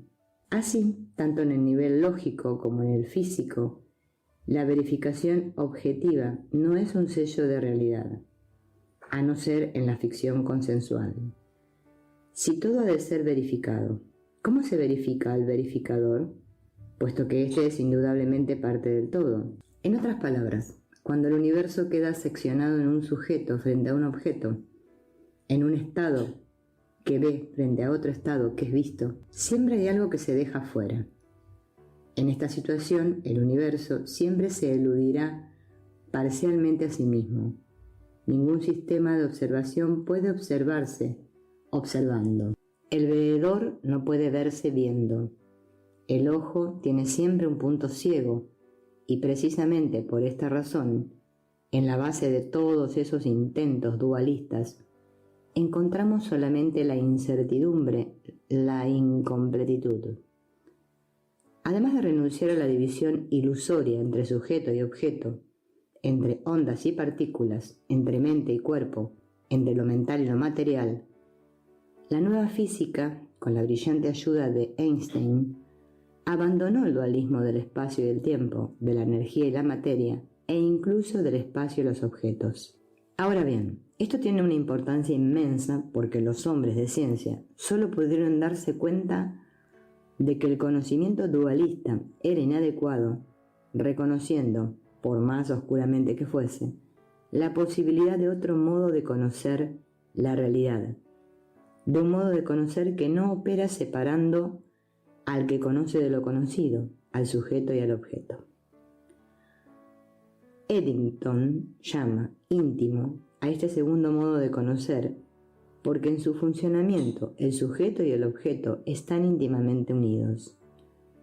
Tan pronto como surge el dualismo sujeto-objeto, sin embargo, esta intimidad se pierde y queda reemplazada por el simbolismo e instantáneamente volvemos a caer en el mundo demasiado común del conocimiento analítico y dualista. Así pues, el conocimiento simbólico es conocimiento dualista. Y puesto que la separación entre sujeto y objeto es ilusoria, el conocimiento simbólico que de ella se sigue es, en cierto sentido, igualmente ilusorio. La física, y para el caso la mayor parte de las disciplinas intelectuales de Occidente, no trataba con el mundo mismo, porque operaba a través del modo dualista del conocer, y por consiguiente trabajaba con representaciones simbólicas de ese mundo. Tal conocimiento dualista y simbólico es al mismo tiempo el rasgo más brillante y el punto ciego de la ciencia y de la filosofía, en tanto que permite alcanzar una imagen sumamente refinada y analítica del mundo mismo. Pero por más esclarecedoras y detalladas que puedan ser esas imágenes, no dejan de ser únicamente eso, imágenes. Por ende, tienen con la realidad la misma relación que una imagen de la luna tiene con la luna. Koritsky, padre de la semántica moderna, explicó con toda lucidez esta intuición al describir lo que él llamó la relación mapa-territorio. El territorio es el proceso del mundo en su realidad concreta, mientras que un mapa es cualquier notación simbólica que represente o signifique algún aspecto del territorio. Lo evidente es que el mapa no es el territorio. Disponemos, pues, de dos modos de conocer básicos, como descubrieron los físicos. Uno que ha recibido los nombres diversos de conocimiento simbólico por mapas, inferencial o dualista, en tanto que el otro se ha considerado conocimiento íntimo, directo o no dual. Como hemos visto, la ciencia en general arrancó exclusivamente del conocimiento simbólico y dualista, guiándose por mapas y prestando atención a las sombras, pero como resultado de los últimos avances de las ciencias físicas, este modo del conocer, en algunos aspectos por lo menos, demostró ser inadecuado para ese conocimiento de lo real, con mayúscula, que tan engañosamente había prometido. Esta inadecuación impulsó a muchos físicos a recurrir al segundo modo de conocimiento, el conocimiento íntimo, o por lo menos a afrontar la necesidad de este tipo de conocimiento.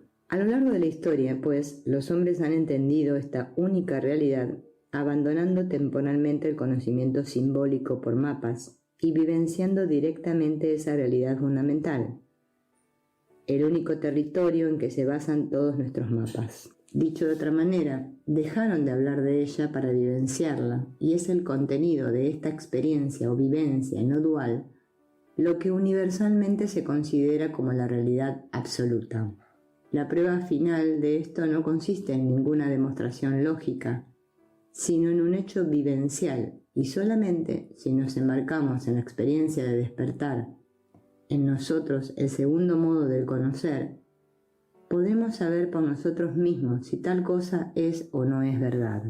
Los diferentes modos del conocer corresponden a diferentes niveles de la conciencia, a bandas distintas y fácilmente reconocibles del espectro de la conciencia. Además, nuestra identidad personal se relaciona íntimamente con el nivel de conciencia desde el cual y sobre el cual operamos. Por lo tanto, un cambio en nuestro modo de conocer da por resultado un cambio en nuestro sentimiento de identidad básico. Así pues, mientras estemos utilizando solamente el modo de conocer simbólico y dualista, que separa al sujeto conocente del objeto conocido, y después alude al objeto conocido con un símbolo o un nombre apropiado, nos sentiremos a sí mismos fundamentalmente distintos del universo y ajenos a él. Una identidad que se expresa en nuestro papel y nuestra imagen de nosotros mismos, es decir, en la imagen simbólica que hemos formado de nosotros mismos al convertirnos dentro de un marco dualista en objeto para nosotros mismos. El conocimiento no dual, sin embargo, no opera de esa manera, pues parte de su naturaleza es ser uno con aquello que conoce, lo que evidentemente trae consigo un cambio en la propia sensación de identidad. El contenido del modo no dual del conocer es la realidad absoluta, porque revela el universo tal como es absolutamente, y no como convencionalmente se divide y simboliza. Expresado en términos más estrictos, no hay una cosa que se llame realidad con mayúscula y otra cosa que se llame conocimiento de la realidad con mayúscula. Esta es una expresión sumamente dualista. Más bien, el conocer no dual es la realidad. Se toma a sí mismo como contenido. Y si seguimos hablando de conocimiento no dual de la realidad, como si ambas cosas estuvieran de algún modo separadas, es solo porque nuestro lenguaje es tan dualista que tropieza con tremendas dificultades para expresarlo de ninguna otra manera. Pero siempre debemos tener presente que el conocer y lo real con mayúscula se funden en la experiencia primaria. Puesto que los modos del conocer se corresponden con niveles de la conciencia, y puesto que la realidad con mayúscula es un modo particular del conocer, de ello se sigue que la realidad es un nivel de conciencia. Esto, sin embargo, no significa que la sustancia de la realidad sea la sustancia de la conciencia, ni que los objetos materiales estén realmente hechos de conciencia, ni que la conciencia sea alguna vaga nebulosa de algo indiferenciado. Significa solamente que la realidad es lo que se revela a partir del nivel de conciencia no dual al cual hemos llamado mente con mayúscula. Que se revela es un hecho vivencial, una experiencia, pero aquello que se revela es algo que no se puede describir con precisión sin volver al modo de conocer simbólico. Por eso sostenemos que la realidad no es ideal, no es material, no es espiritual, no es concreta, no es mecanicista ni vitalista. La realidad, con mayúscula, es un nivel de conciencia, y solo ese nivel es real. Al expresar que solo el nivel de la mente, con mayúscula, o la mente simplemente, es la realidad absoluta, debemos aclarar que no se trata de la doctrina filosófica del idealismo subjetivo, aunque superficialmente fuera posible interpretarla así, pues el idealismo subjetivo es la posición para la cual el universo puede ser explicado exclusivamente como el contenido de la conciencia, para la cual el sujeto o lo ideal es lo único real, mientras que todos los objetos son fundamentalmente epifenómenos. Sin embargo, esto no es más que una forma rebuscada y sutil de esquivar el problema del dualismo, proclamando que una mitad del dualismo, en este caso todos los objetos, es irreal. Además, cuando decimos que la mente con mayúscula es la realidad, no se trata tanto de una conclusión lógica como de cierta vivencia, como ya señalamos. La realidad es aquello que se entiende y se siente desde el nivel no dual y no simbólico de la mente con mayúscula. Aunque hay un tipo de filosofía que habitualmente se cuelga de esta vivencia fundamental, la vivencia misma no es, en modo alguno, una filosofía, más bien es la suspensión temporal de toda filosofía. No es un punto de vista entre muchos, sino la ausencia de todo punto de vista, sea el que fueren. Nuestra concepción ordinaria del mundo como un complejo de cosas que se extienden en el espacio y se suceden en el tiempo, no es más que un mapa convencional del universo, no es real. No es real porque este cuadro pintado por el conocimiento simbólico, que se vale de mapas, depende de la escisión del universo en cosas separadas que se ven en el espacio-tiempo, por una parte y por la otra, en el veedor de estas cosas. Para que esto suceda, el universo tiene que escindirse necesariamente en observador frente a observado. El universo tiene que volverse distinto de sí mismo y por ende falso para sí mismo. De ese modo, nuestras imágenes simbólicas, dualistas y convencionales son sutiles falsificaciones de la realidad misma que intentan explicar. Pero la escisión no es tanto falsa como ilusoria, y las filosofías, psicologías y ciencias que de ella dependen no son, por consiguiente, erróneas, sino absurdas. El hombre no tiene más posibilidad de separarse del universo para después extraer conocimiento de él, que la posibilidad que puede tener una mano de cogerse a sí misma o un ojo de verse a sí mismo. Pero el hombre, confiado, como está en el conocimiento dualista, intenta el absurdo y se imagina que lo ha conseguido.